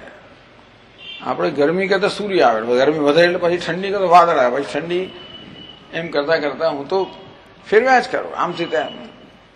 45 મિનિટ ચાલ્યું અને પછી મારો મિત્રે ગાડી ઉભી રાખી. કેમ, કેવું હતું, શું કેવું હતું? અરે તે જોયું કે નહીં આજુબાજુ સરસ, આપણે તો કેવા સરસ જંગલમાંથી પસાર થયા, આ નદી કિનારો, પહાડો, બગીચા, ફૂલ જોયા કે નહીં? અરે ભાઈ હું તો આ ફેરવ્યા જ કરતો હતો. આપણે જીવનમાં ફેરવ્યા જ કરીએ, આને અનુકૂળ બનાવો, પેલાને અનુકૂળ બનાવો, આ જોઈએ, પેલું જોઈએ. કઈ સ્વામી આ બલ્બ બરોબર છે, અહીંથી આમ બદલો, આ પેલું બરોબર, એને આમ કરો, એમ આ ચાલ્યા જ કરે. આપણે દુનિયાને બદલવા જઈશું, અનુકૂળ બનાવવા જઈશું તો પત્તો લાગવાનો નથી. ભગવાન કે નિર્દ્વંદ્વ, તું આ દ્વંદ્વની અંદર દખલગીરી કરીશ નહીં, દરેકને એની રીતે ચાલવા દે, તું તારી રીતે ચાલ. જેવાને સહન કરી લે, પ્રતિકાર ના કરીશ, કોઈનો દ્વેષ ના કરીશ, મનની પ્રસન્નતા જાળવી રાખ. એ કેમ થાય? નિત્ય સત્વસ્થ. એની વડે સત્વ જોઈએ. રાગ દ્વેષ એટલે રજોગુણ ને તમોગુણ. તો રજોગુણ તમોગુણ ને વશ ના થઈ સત્વગુણ હંમેશા જવાનો પ્રયત્ન કર. મને પ્રસન્ન રાખ, ધીરજ રાખ, ધૈર્ય રાખ. કયા પ્રકારે દ્વંદ્વ સહન કરવામાં મારે કંઈ ગુમાવવાનું નથી, મારે મેળવવાનું જ છે. હું આંતરિક શક્તિ પ્રાપ્ત કરું છું. નિત્ય સત્વસ્થ. તું જેમ રાગ દ્વેષને વશ નહીં થયું તેમ ધીમે ધીમે ધીમે તારા સત્વગુણનો ઉદય થતો જશે. રાગ એટલે રજોગુણ, દ્વેષ એટલે તમોગુણ. મેં નક્કી કર્યું છે કે હું પ્રતિકાર નહીં કરું, રાગ દ્વેષને વશ નહીં થવું. એવું ક્યારે થાય? જયારે રજોગુણ તમોગુણને વશ ના થવું, અને આ રીતે મારા મનની શાંતિને, સ્વસ્થતાને જાળવી રાખવું. ભગવાન શીખવાડશે કેમ કરવું. ભગવાન આગળ કહેશે આપણને, પ્રસાદ બુદ્ધિ, સ્તુતિ અને નિંદા, સફળતા નિષ્ફળતા જે મળે એ ઈશ્વરનો પ્રસાદ છે, ભગવાને આપેલું છે. એના માટે પ્રેમથી સ્વીકારી લો. એકદમ સત્વ. નિત્ય સત્વસ્થ. સફળતા મળે એટલે હર્ષ, એટલે રજોગુણ. નિષ્ફળતા મળે શોક, એટલે તમોગુણ. તો આ પ્રકારે રજોગુણ તમોગુણને વશ ના થઈશ. આ રીતે સ્થિત પ્રત્યાઘાત ના દર્શાવીશ. તારા મનની સ્વસ્થતા જાળવી રાખ કે ભલે જે આવે છે ઈશ્વરનો પ્રસાદ છે. પણ ભગવાન, મને જીવનમાં મારી ચિંતા તો હોય જ ને, પેલું ફલાણી વસ્તુ લાવવાની છે ને પેલું આમ કરવાનું છે. નિર્યોગ ક્ષેમ. ભગવાન કે યોગ અને ક્ષેમની ચિંતાથી મુક્ત થા. યોગ કોને કહેવાય? જે નથી એની પ્રાપ્તિ કરવી એને યોગ કહેવાય. જે છે એના રક્ષણને ક્ષેમ કહેવાય. યોગ અને ક્ષેમ આ જીવનમાં મુખ્ય પ્રવૃત્તિ છે. આપણે તમે જોજો, આપણી મોટાભાગની પ્રવૃત્તિઓ છે ને માટે જે નથી એને પ્રાપ્ત કરવું અને છે એનું રક્ષણ કરવું. એમાં જ બધો સમય જતો રહે છે. એટલે કઠોપનિષદ કહ્યું, પ્રેયો મંદો યોગ ક્ષેમાદ વૃણીતે. હવે કે મનુષ્ય યોગ અને ક્ષેમની ચિંતાથી પ્રેરાય અને પેલા પ્રેયને પસંદ કરે છે, સંસારને પસંદ કરે છે. યોગ એટલે કે મને ફલાણી વસ્તુ કેમ મળશે, ક્ષેમ એટલે પેલું કોણ જણાવશે. તું એ ચિંતા છોડ. તો મહારાજ કોણ કરશે? ભગવાન કરશે. ભગવાન નો માધ્યમે કહે છે, તેષામ નિત્યાભિયુક્તાનામ યોગક્ષેમમ વહામ્યહમ. મારામાં સદા જોડાયેલા મારા ભક્તોના યોગ અને ક્ષેમનું હું વહન કરું છું. સ્વામી એવું કહું તો મને ખાવાનું ના આવે તો ના મળે. ટૂંકમાં ભગવાન જે કરે સ્વીકારવાની તૈયારી જોઈએ. નિર્યોગ ક્ષેમ, યોગ અને ક્ષેમની ચિંતાથી મુક્ત થાય તો મન સાત્વિક રહે. નિર્દ્વંદ્વ નિત્ય સત્વસ્થ નિર્યોગ ક્ષેમ. આ યોગ અને ક્ષેમની ચિંતાઓ હોય તો મનમાં રજોગુણ તમોગુણ આવવાના, પણ એ ચિંતાઓ ન હોય તો મન સાત્વિક રહી શકે, તો મને નિર્દ્વંદ્વ બની શકો, તો ધૈર્ય જાળવી શકો, નિર્દ્વંદ્વ બની શકો. એ નિર્દ્વંદ્વ ક્યારે બનાય? નિત્ય સત્વસ્થ સત્વગુણમાં સ્થિત હોય ત્યારે. એવું ક્યારે બને? જ્યારે યોગ અને ક્ષેમની ચિંતાથી મુક્ત હોય ત્યારે. એ ક્યારે બને? આત્મવાન. નિર્યોગ ક્ષેમ આત્મવાન. આત્મવાન એટલે સાવધાન મનવાળા બને. આત્મવાન એટલે સાવધાન. જેમાં અપ્રમત્ત, જેમાં પ્રમાદ નથી, બેદરકારી નથી. અર્થાત પ્રત્યેક પરિસ્થિતિમાં તું સાવધાન રહે, બેધ્યાન ના બની જઈશ. આપણે કરતા હોય કશું ધ્યાન આપણું બીજે હોય એને બેધ્યાન અને પ્રમાદ કહેવાય. આત્મવાન એટલે કે તું અપ્રમત્ત બન, સાવધાન બન. જો સાવધાન બનીશ તો તારા મનમાં યોગ અને ક્ષેમની આ ઈચ્છાઓ જન્મ છે એનું નિવારણ કરતો જઈશ. એમ કરવાથી મન તારું પ્રસન્ન કે શાંત સત્વ એમ હશે તો દ્વંદ્વનું પણ તું સહન કરી શકીશ. આ પ્રકારે તક જોઈને ભગવાને એક ઉપદેશ આપી દીધો. ત્રૈગુણ્ય વિષયા વેદા નિસ્ત્રૈગુણ્યો ભવાર્જુન. હે અર્જુન, તું નિસ્ત્રૈગુણ્ય બન, તું નિષ્કામ બન. એટલે કે એટલી તારામાં નિષ્કામ બનવાનું મૂલ્ય તો હોવું જ જોઈએ. રાગ અને દ્વેષથી મુક્ત થવાનું મૂલ્ય હોવું જોઈએ. કામનો અર્થ અહીંયા થાય રાગ અને દ્વેષથી મુક્ત થવાનું મૂલ્ય તો હોવું જ જોઈએ. ભલે રાગ દ્વેષ છે અને આપણે કહીએ એટલે જતા રહેવાના પણ નથી, પણ આપણે એવું જીવન જીવીએ જેથી આપણી અંદર રાગ દ્વેષને પ્રોત્સાહન ના મળે. એ રાગ દ્વેષના આપણે ચા પાણી પીવડાવ્યા કરીએ, એની અંદર પછી પેલું ખાતર નાખીએ અને પાણી નાખીએ તો વધવાના જ છે. પણ આપણે રાગ દ્વેષને પ્રોત્સાહન ના આપીએ, સમર્થન ના આપીએ, એવું મૂલ્ય હોવું જોઈએ. એ પ્રકારની સમજ હોય કે રાગ અને દ્વેષ જ ખરેખર તો મને મારા આંતરિક સુખથી વંચિત રાખનારા છે.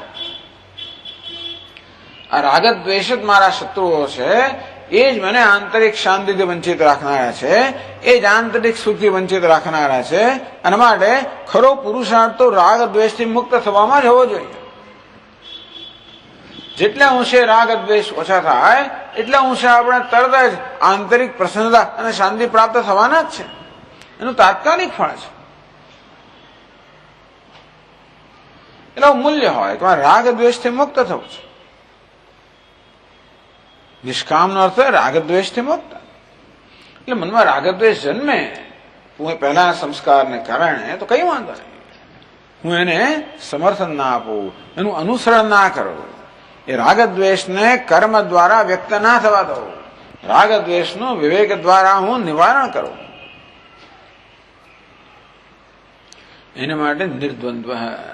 જીવનમાં દ્વંદ્વ તો આવે અને જાય, અને માટે એના પ્રત્યે તું પ્રત્યાઘાત ના દર્શાવીશ. નિત્ય સત્વસ્થ, હંમેશા વિચારશીલ રહે. અને આ રીતે દ્વંદ્વને સહન કરવાનું ધૈર્ય તું પ્રાપ્ત કરીશ. નિર્યોગ ક્ષેમ, બહુ ચિંતાઓ જીવનમાં કરીશ નહીં. જરૂર એનો એવું ક્યારે બને? આપણી જરૂરિયાતો એકદમ ઘટાડી નાખીએ ત્યારે. ભગવાન બધું પૂરું કરે, પણ કેટલું પૂરું કરે? બધી વસ્તુ પૂરી ના કરે. મારી જરૂરિયાત પૂરી કરે, મારો લોભ પૂરો ના કરે. ભગવાન કપડા આપે, પછી મને પેલા ફલાણા જ કપડા જોઈએ એવું તો ભગવાન ના આપે. ખાવાનું આપે, પણ મને તો પિઝા જોઈએ એવું તો ના પણ આપે. ટૂંકમાં પછી ભગવાનની તમે આશ્રમમાં જાઓ તો ત્યાં આગળ જે વ્યવસ્થા હોય એ ખરી. પછી તો ત્યાં જે ઋષિકેશમાં જઈએ પેલી જગ્યાએ જઈને મને આ જોઈએ ને એવું તો ના જ થાય. તેના પ્રમાણે રહેવું પડે. તેવી રીતે આમાં યોગ અને ક્ષેમ ભગવાન વહન કરે તો પણ ભગવાન તમે પેલી જેમ અન્ન ક્ષેત્રમાં જાઓ તો રોટીને દાળ મળે, તમને પેટ ભરાય તમારો. દાળ કદાચ ઘરાયેલા ઉકાળવી પડે, રોટલી શેકવી પડે, એવું કરવું પડે, પણ પેટ ભરાય. પછી સમોસા જો ભજીયા જો એવું બધું ના મળે. એટલે આ બધા માણસનું જીવન સાદું હોય, જરૂરિયાતો ઓછામાં ઓછી હોય. જેટલી જરૂરિયાતો ઓછી એટલી પરતંત્રતા ઓછી, જેટલી જરૂરિયાતો વધારે એટલી પરતંત્રતા વધારે. કઈ જરૂરિયાતો પૂરી કરવા માટે બીજા પર આધારિત હોઈએ જ ને. એટલે બીજાની દયા પર નભતા હોય. જે માણસ જેટલો જરૂરિયાત વાળો હોય એટલો બીજાની દયા પર નભતો હોય. જરૂરિયાતો ઓછી એટલી પરતંત્રતા ઓછી, પરવશતા ઓછી.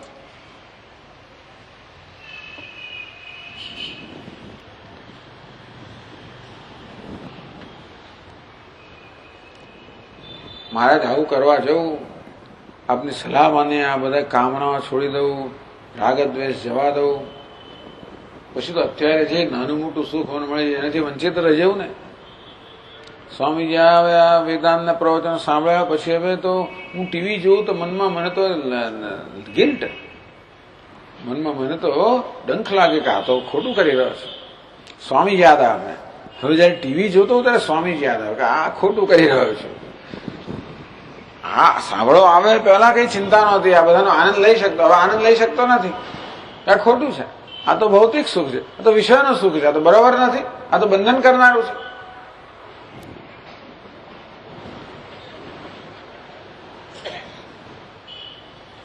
તો સ્વામીજી આવી રીતે અમે તો આવા બધા નાના નાના સુખથી વંચિત જ રહી જઈએ. તો શેના માટે આ બધું? એટલે ભગવાન કહે છે 46મા શ્લોકમાં,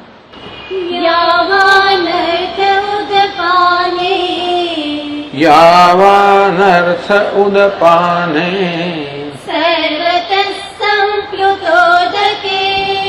સર્વતઃ સંપ્લુતોદકે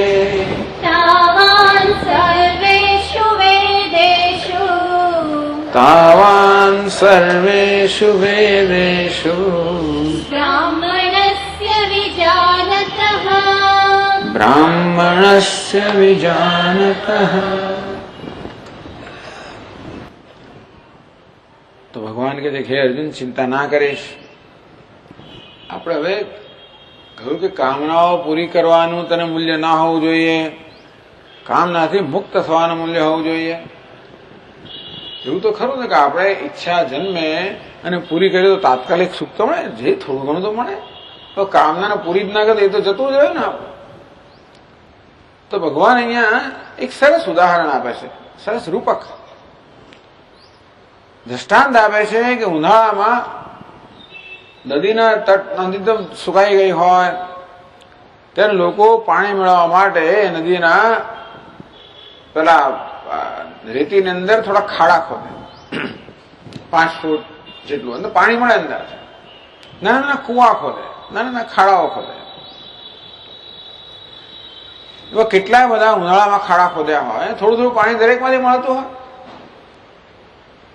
તો એક એક ઈચ્છા પૂરી કરવાને કારણે જે થોડું થોડું સુખ મળે એ પેલા એવા કૂપમાંથી, કુવામાંથી, ખાડામાંથી મળતા પાણી સમાન છે. પણ ચોમાસું આવે, આ નદીમાં પૂર આવી જાય, 2 કાંઠે નદી ભરાયેલી હોય, ત્યાર પછી પેલા બધા નાના નાના કુવામાંથી મળતું જે પાણી હતું એ બધાનો સમાવેશ થઈ જાય કે ના થઈ જાય, અને અનેક ઘણું વધારે. તેવી રીતે કામનાઓ પૂરી કરવાથી જે નાનું નાનું સુખ મળે એ તો પેલા નાના નાના ખાડા કે કુવામાંથી મળતા પાણી જેટલું છે. જ્યારે જ્ઞાન પ્રાપ્ત કરવાથી સુખ મળે અનંત સુખ છે.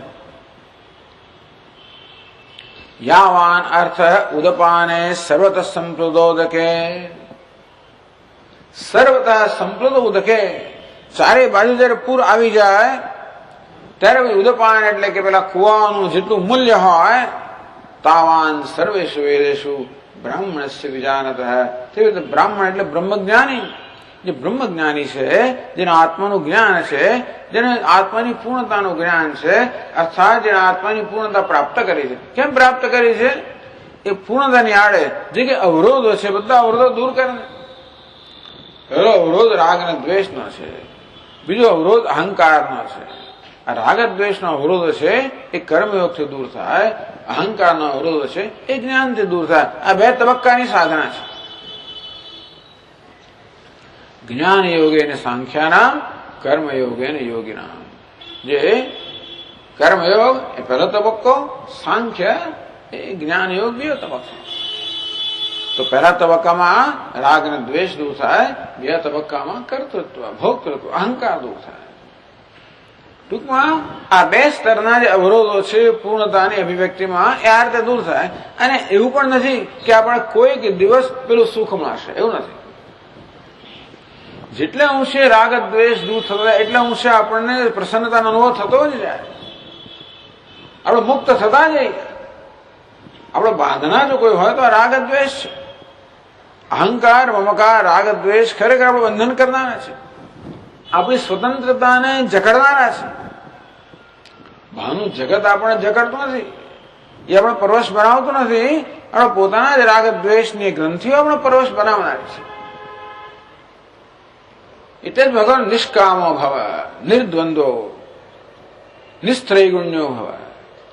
કામના કે રાગ દ્વેષના તું કબજામાં ના આવીશ, એને વશ ના થઈશ, અને એમને દૂર કરવા સતત પ્રયત્નશીલ રહે.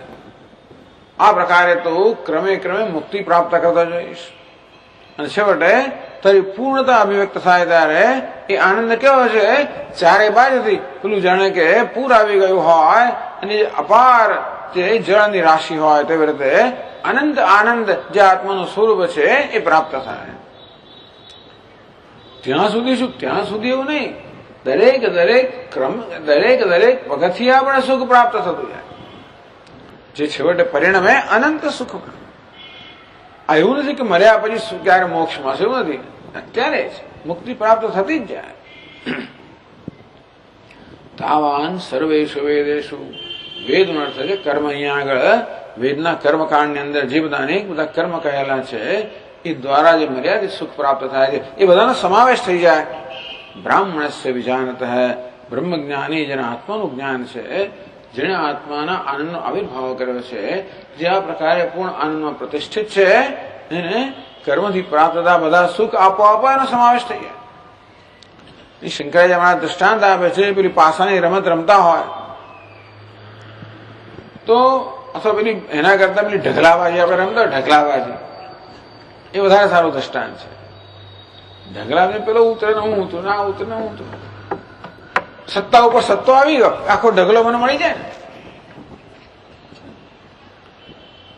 તો જેવી રીતે એક સત્તામાં આખો ઢગલો સમાવી ગયો કે નહીં, તેવી રીતે આત્મજ્ઞાન છે કે આત્માના આનંદમાં આ બધું સમાઈ ગયું. તાવાન સર્વેષુ વેદેષુ બ્રાહ્મણસ્ય વિજાનત હૈ, અનંત સુખમાં બધું મર્યાદિત સુખ તો સમાઈ જ ગયો, એનો સમાવેશ થઈ ગયો. ટૂંકમાં આ બધો જ લાભનો ધંધો છે, આ ગેરલાભનો ધંધો નથી.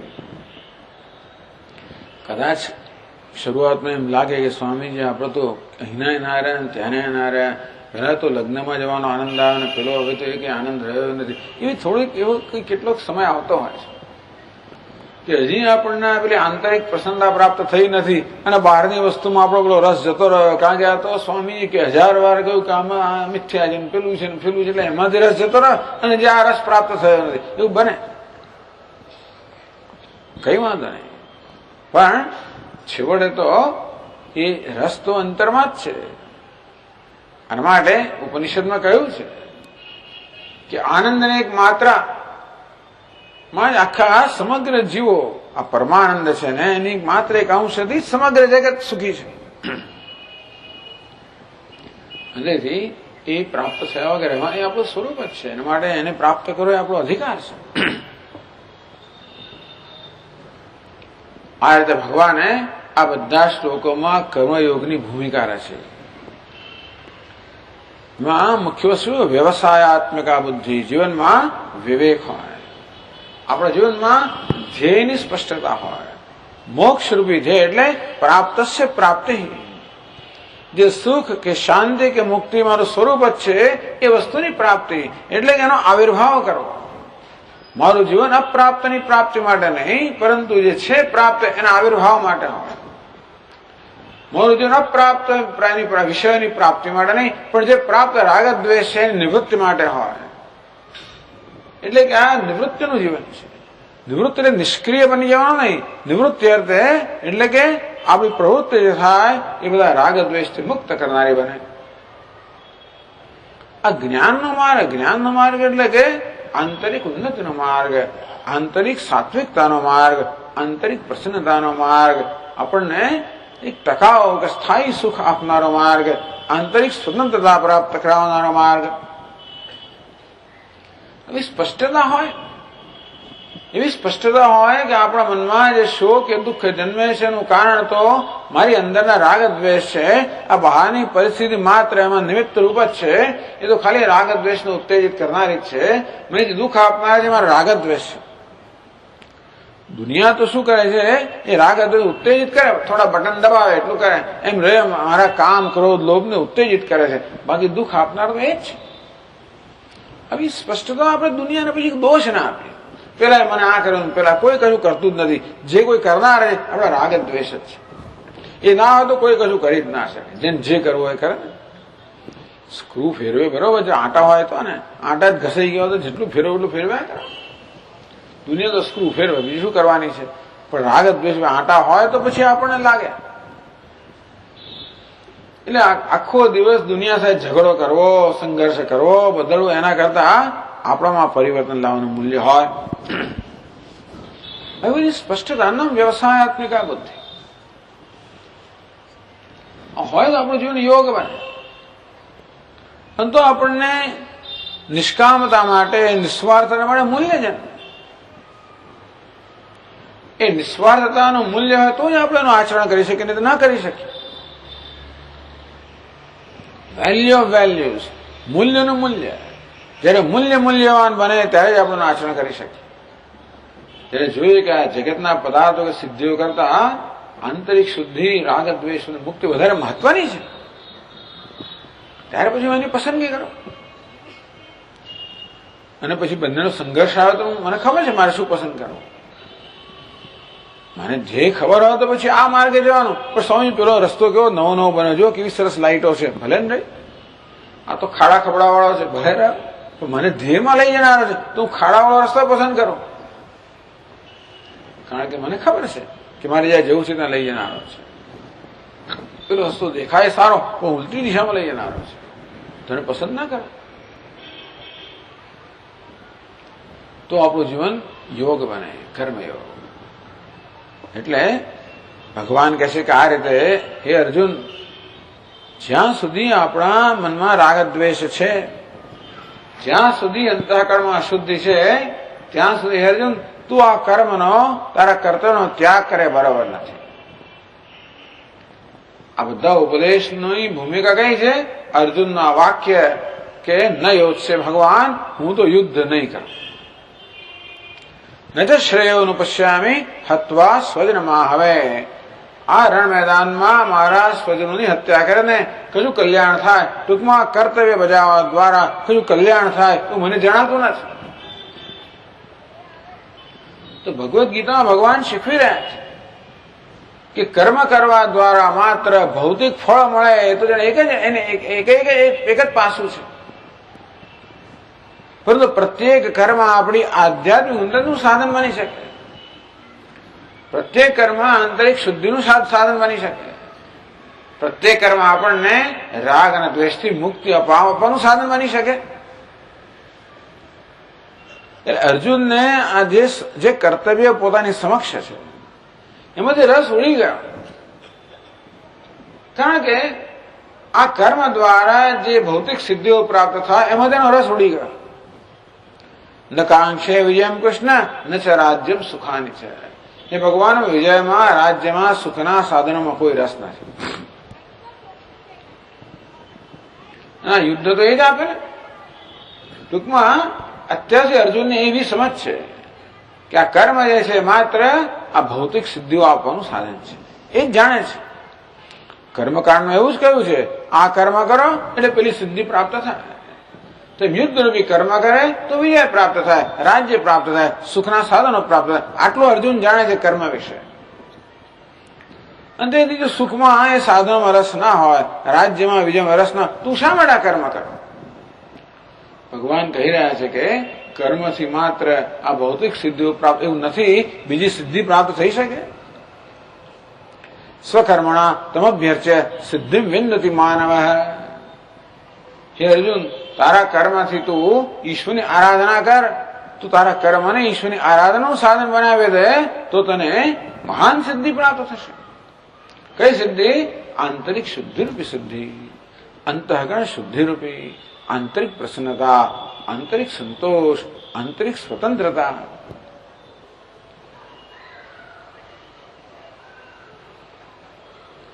જો એકવાર આ નક્કી થઈ ગયો તો પછી અર્જુનને કર્મ કરવામાં કઈ વાંધો નથી. એ નક્કી થતા થતા જો કે 18 અધ્યાય ગયા છોડ અર્જુને કહ્યું કરીશ્યે વચનમ તવે, ભગવાન હવે મને કોઈ જાતનો સંશય રહ્યો નથી, મારે બધો સંદેહ જતો રહ્યો, તેથી કરીશ્યે વચનમ સ્થિતોસ્મી ગત સંદેહ, એવો કોઈ સંદેહ નથી. હવે આપ જે કહો છો એ કરવામાં મને કોઈ મુશ્કેલી નથી. એટલે અર્જુનને ધ્યાનમાં રાખી અને ભગવાન 47 શ્લોકથી કર્મ યોગના ઉપદેશનો પ્રારંભ કરે છે. કે 47મા શ્લોકમાં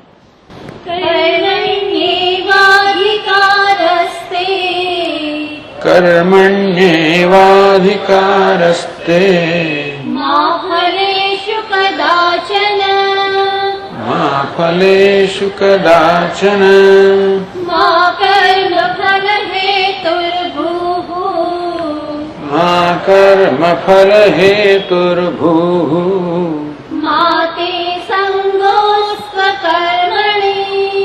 માતે સંગોસ્ત્વકર્મણિ. કર્મણ્યેવ અધિકાર હતે. હે અર્જુન, તારો અધિકાર કર્મમાં છે, જ્ઞાનમાં નથી. એક અર્થઘટન કેવું છે? કર્મણી એવ, કર્મમાં જ તારો, અત્યારે અર્જુન સંન્યાસમાં તારો અધિકાર નથી. ટૂંકમાં સંન્યાસ મળે હજી તું તૈયાર જ નથી. અર્જુને કયા જાતનું નિવેદન કર્યું? પ્રપોઝલ કે ભગવાન સંન્યાસ લઈ લો, આ કર્મ ત્યાગ કર. ગુરુન હત્વા હિ મહાનુભાવાન શ્રેયો ભોગતુમ ભૈક્ષમપી હલોકે. આ મહાનુભાવ ગુરુઓની આ યુદ્ધ મેદાનમાં હત્યા કરવાને બદલે હું તો ભિક્ષાનું અન્ન માગીને જીવવાનું વધારે સારું મને જણાય છે ભગવાન. ટૂંકમાં હું આ બધા આ કર્મ ત્યાગ કરીને સાધુ બની જવું, સંન્યાસ લઈ લઉં. આમ કર્મનું આચરણ અને કર્મનો સંન્યાસ, આ બે અત્યારે વિકલ્પ અર્જુન સમક્ષ એમ એવું માને છે. કર્મનું આચરણ તો બહુ અઘરું છે અત્યારે અર્જુનને જણાય છે, દુઃખજનક જણાય છે. તેથી સામાન્ય રીતે માણસ દુઃખને ટાળવા જેમ જ છે, એમ અર્જુન પણ દુઃખને ટાળવા ઈચ્છે છે. અને માટે આ કર્મ કેમ છોડવા માંગે છે? જે દુઃખ તો ટળાય. કર્મ કરવાથી તો મારા સ્વજનોની હત્યા થાય, એને કારણે શું થાય? એતાન હંતુમ ઇચ્છામિ ઘ્નતોપી મધુસૂદન. ભગવાન મને મારી નાખે તો પણ અમને હું મારવા નથી માંગતો. એ શા માટે કાંક્ષિતન્ના રાજ્યમ ભોગા સુખાની છે. એમને માટે તો રાજ્ય ભોગ સુખ તો આ બધા માટે છે. તૈમે અવસ્થિતા યુદ્ધે પ્રાણામ ત્યક્ત્વા ધનાની છે. ભગવાન એ પ્રાણને ધનનો ત્યાગ કરીને તો રણ મેદાનમાં ઉભેલા છે બધા. એમને માટે તો મારે આ યુદ્ધ જીતવાનું છે, એ જ મરવાનું તમારે કરવાનું શું? ટૂંકમાં યુદ્ધ કરવાને કારણે જે પ્રકારની પરિસ્થિતિ સર્જાય એમાં અર્જુન તૈયાર જ નથી. એ દુઃખજનક પરિસ્થિતિ માટે તૈયાર નથી. ટૂંકમાં આ કર્મ જે છે, કર્તવ્ય કર્મ, એ દુઃખ જન્માવનારું છે. અર્જુન કે મારે નથી કરવું. ભગવાન કે ત્યાગ બરોબર નથી. દુઃખ મિત્યવયત કર્મ કાય ક્લેશ ભયા ત્યજેત સકૃત્વા રાજસમ ત્યાગમ. એ કર્મનું પરિણામ દુઃખ છે, માટે કર્મ છોડવું બરોબર નથી. અણગમતું સ્વામી જ્યાં કર્મ કરવાથી તો મને કહ્યું મને અણગમતું પરિણામ આવશે, ભલે કર્તવ્ય કરવું જોઈએ. ભગવાન શું કહે છે? કરવું જોઈએ, કરવું યોગ્ય છે, માટે કરવાનું. એમ કરવાથી આપણે અનુકૂળ ફળ મળે કે ના મળે?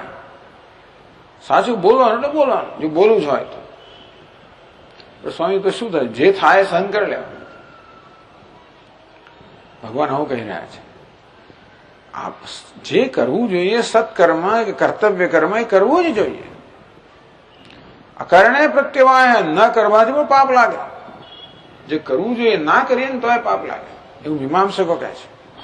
ભલે વેદાંતિનો સ્વીકાર કે નહીં, પણ હું તો માનું છું કે થાય છે.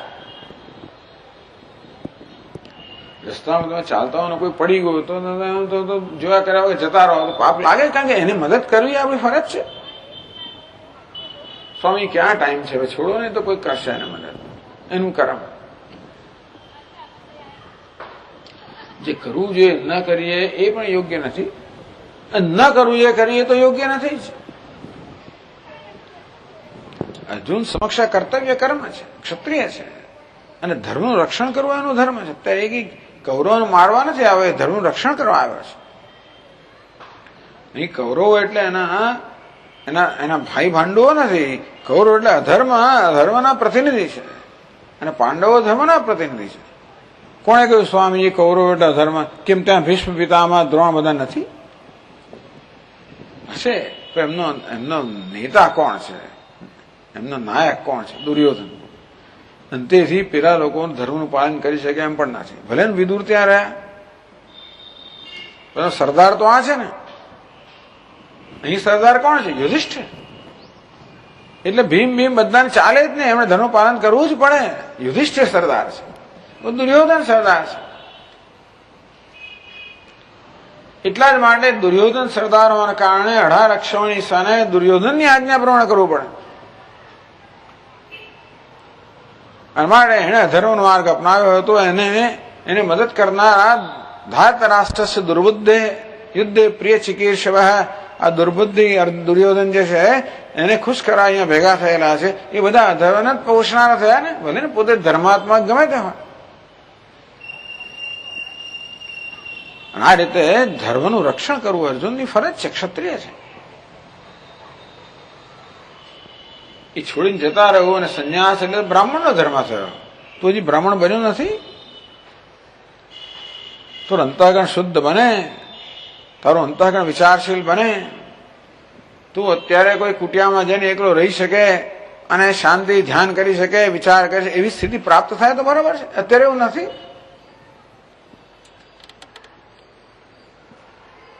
મિથ્યેશ વ્યવસાયસ્તે પ્રકૃતિ સ્વામ નિયોક્ષતિ. ભગવાન કે યદ અહંકારમાં આશ્રિત્ય, અહંકારને કારણે તો એમ કહીશ કે હું તો યુદ્ધ નહીં કરું.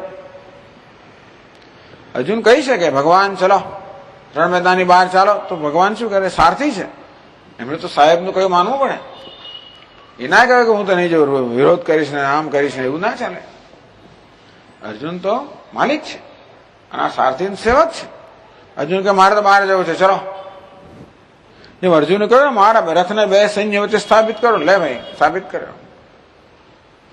રાજાઓની સમક્ષ સ્થાપિત કરો, ત્યાં કરો. તેમ અર્જુને કહ્યું હોત કે મારે નથી લડવું, બસ. અર્જુને એવું નથી કહ્યું. એણે એવું નિવેદન કર્યું ભગવાનને કે યુદ્ધ નથી કરવું, મને તો યુદ્ધ કરવામાં કોઈ ઉપયોગ જણાતો નથી. આપ જો કહેશો તો જુદી વાત છે. એટલે આ ભગવાનનો છેવટે 18 અધ્યાયના ઉપદેશમાં યુદ્ધ કરવું કેમ હિતાવહ છે એ સમજાવવા માટે જ છે આ બધું. યુદ્ધ કરે એવું કહેવા માટે નહીં. યુદ્ધ કરવું તારા માટે હિતાવહ, તારે માટે જે હિત કરશે તે તું કરે. આ કર્તવ્ય ન બજાવવું તારામાં હિત કરનારું નથી, અહિત કરનારું છે. અને કર્તવ્યનું પાલન કરવું એ તારું હિત કરનારું છે. અર્જુનની જગ્યાએ જે કયું હોય તે આપણા જીવનમાં જે કર્તવ્ય હોય એ કર્તવ્યનું પાલન હંમેશા સરળ નથી હોતું. ઘણીવાર દુઃખ જન્માવનારો હોય, પીડા જન્માવનારો હોય, ઘણું સહન કરવું પડતું હોય. એના પરિણામે આપણને ફાયદો થયો કે ના પણ હોય, એના પરિણામે આપણે કદાચ કંઈ ગુમાવવાનું પણ હોય, એવું બને વ્યક્તિગત સ્તરે. છતાં પણ એ કર્મણ્યવાદિકા, કર્મ એટલે કર્તવ્ય, ધર્મના આધારે તારું કર્તવ્ય જે હોય એ તારે કરવું જ જોઈએ અર્જુન.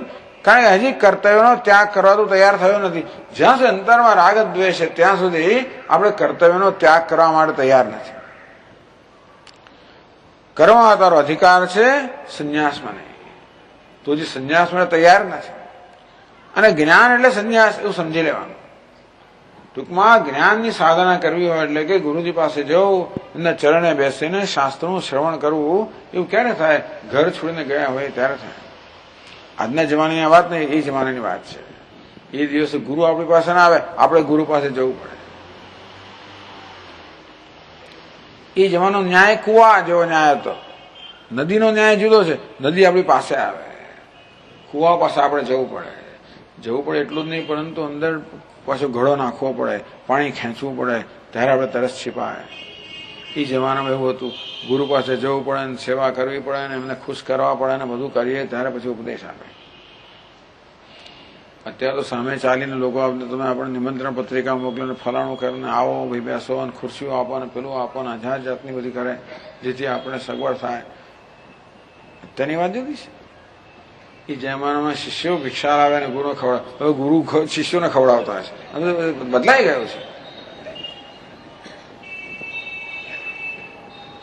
જે હોય તો ખરું, પણ એની પાછળનો સ્પિરિટ તો એનો જ છે. કે આપણું મન જે છે કોન્ટેમ્પલેટ વિચારશીલ હોવું જોઈએ.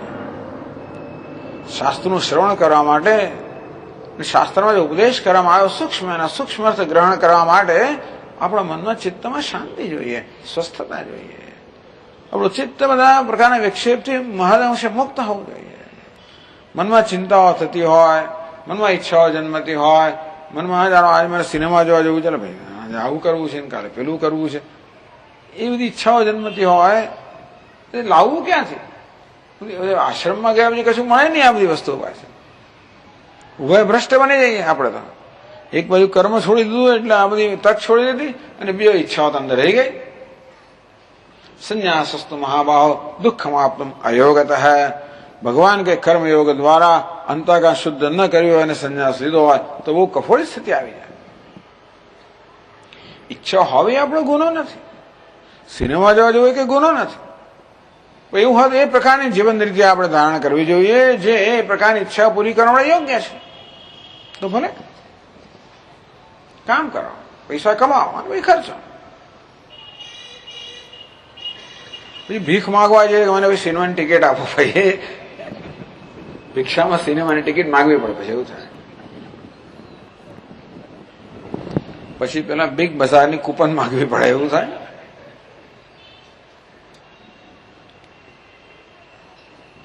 કર્મણ્ય અધિકાર. અર્જુન, કર્મ એટલે કર્તવ્ય કર્મ કરવું, ધર્મના આધારે કર્તવ્ય કર્મ કરવું, એ અત્યારે એ માટે તું તૈયાર છે. ભગવાનો પોતાનું જજમેન્ટ, એમને જ ભગવાનની જે સમજ છે, નિર્ણય છે, પોતે કહે છે અર્જુન કે મારી દ્રષ્ટિએ તો કર્મ કરવું એ તારા માટે યોગ્ય છે. શેના માટે? આધ્યાત્મિક ઉન્નતિ માટે. સંન્યાસ એટલે કર્મનો ત્યાગ કરવો એ તારા માટે યોગ્ય નથી. અથવા કર્મણી એવ અધિકાર હસ્તે મા ફલેશુ કદાચન, એમ કહેવાય. પોતે જ ભગવાન સ્પષ્ટ કહે છે કર્મણી એવ, કર્મમાં જ તારો અધિકાર છે. તો શેમાં અધિકાર નથી? મા ફલેશુ કદાચન, ફળમાં તારો અધિકાર નથી. એટલે કર્તવ્ય કર્મ કરવું એ તારો અધિકાર, તારી ફરજ છે. પરંતુ એ દ્વારા ફળની આશા રાખવી, વ્યક્તિગત કોઈ વળતરની અપેક્ષા રાખવી એ તારા માટે યોગ્ય નથી. તો મહારાજ મને કશું નામ હતું તો કરવું શું કામ? મા કર્મ ફલ હેતુર્ભૂહુ મા તે સંગોસ્ત્વ કર્મણી. મા કર્મ ફલ હેતુર્ભૂહુ, તું ઈચ્છાથી પ્રેરાયને કામનાથી પ્રેરાયને કર્મ ના કરીશ.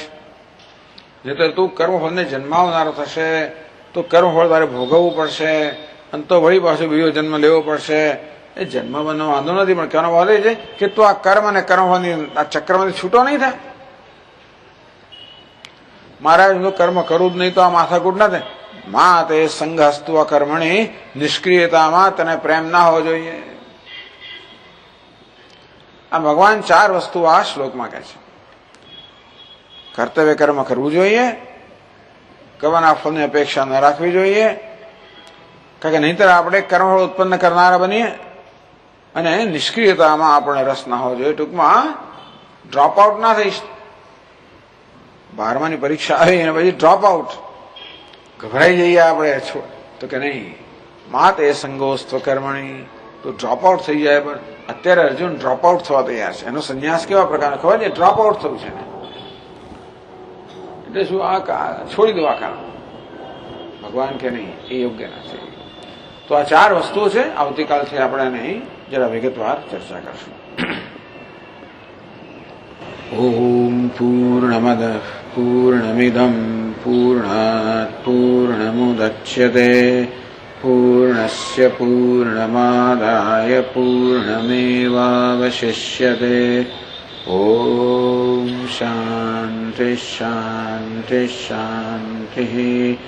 શંકરં શંકરાચાર્યં કેશવં બાદરાયણં સૂત્રભાષ્યકૃતૌ વંદે ભગવन्तौ પુનઃ પુનઃ. ઈશ્વરો ગુરુરાત્મેતિ મૂર્તિભેદવિભાગિને વ્યોમવદ્વ્યાપ્તદેહાય દક્ષિણામૂર્તયે નમઃ. ओम शांति शांति शांति। हरि ओम। श्री गुरुभ्यो नमः।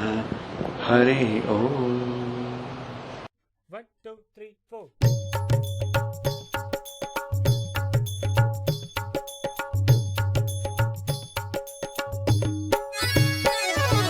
गोविन्द नारायण गोपाल नारायण हरि हरि गोविन्द नारायण हरि हरि गोपाल नारायण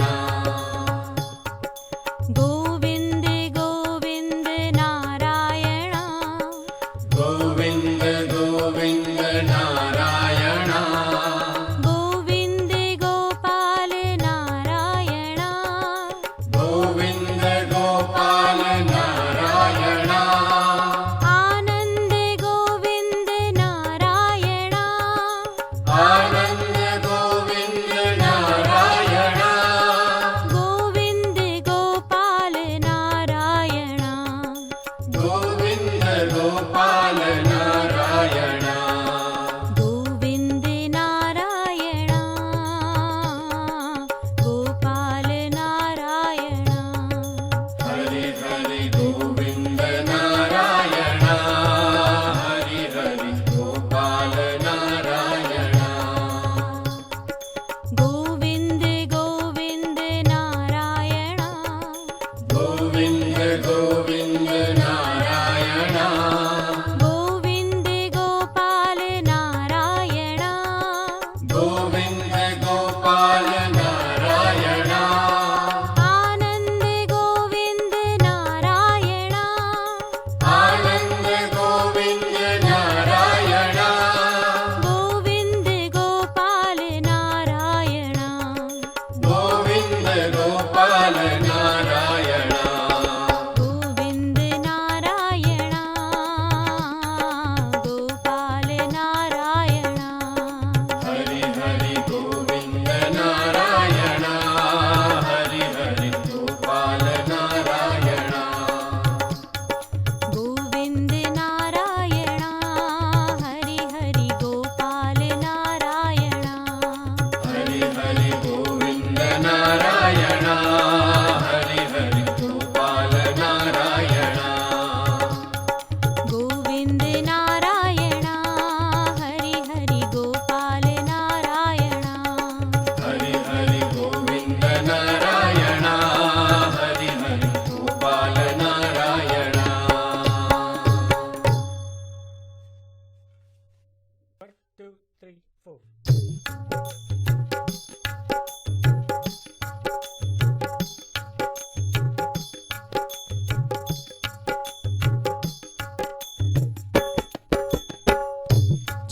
चन्द्रवदना कमलनयना चन्द्रवदना कमलनयना नारायण हरि नारायण नारायण हरि नारायण अनन्त शयना दीन शरण्या अनन्त शयना दीन शरण्या नारायण हरि नारायण नारायण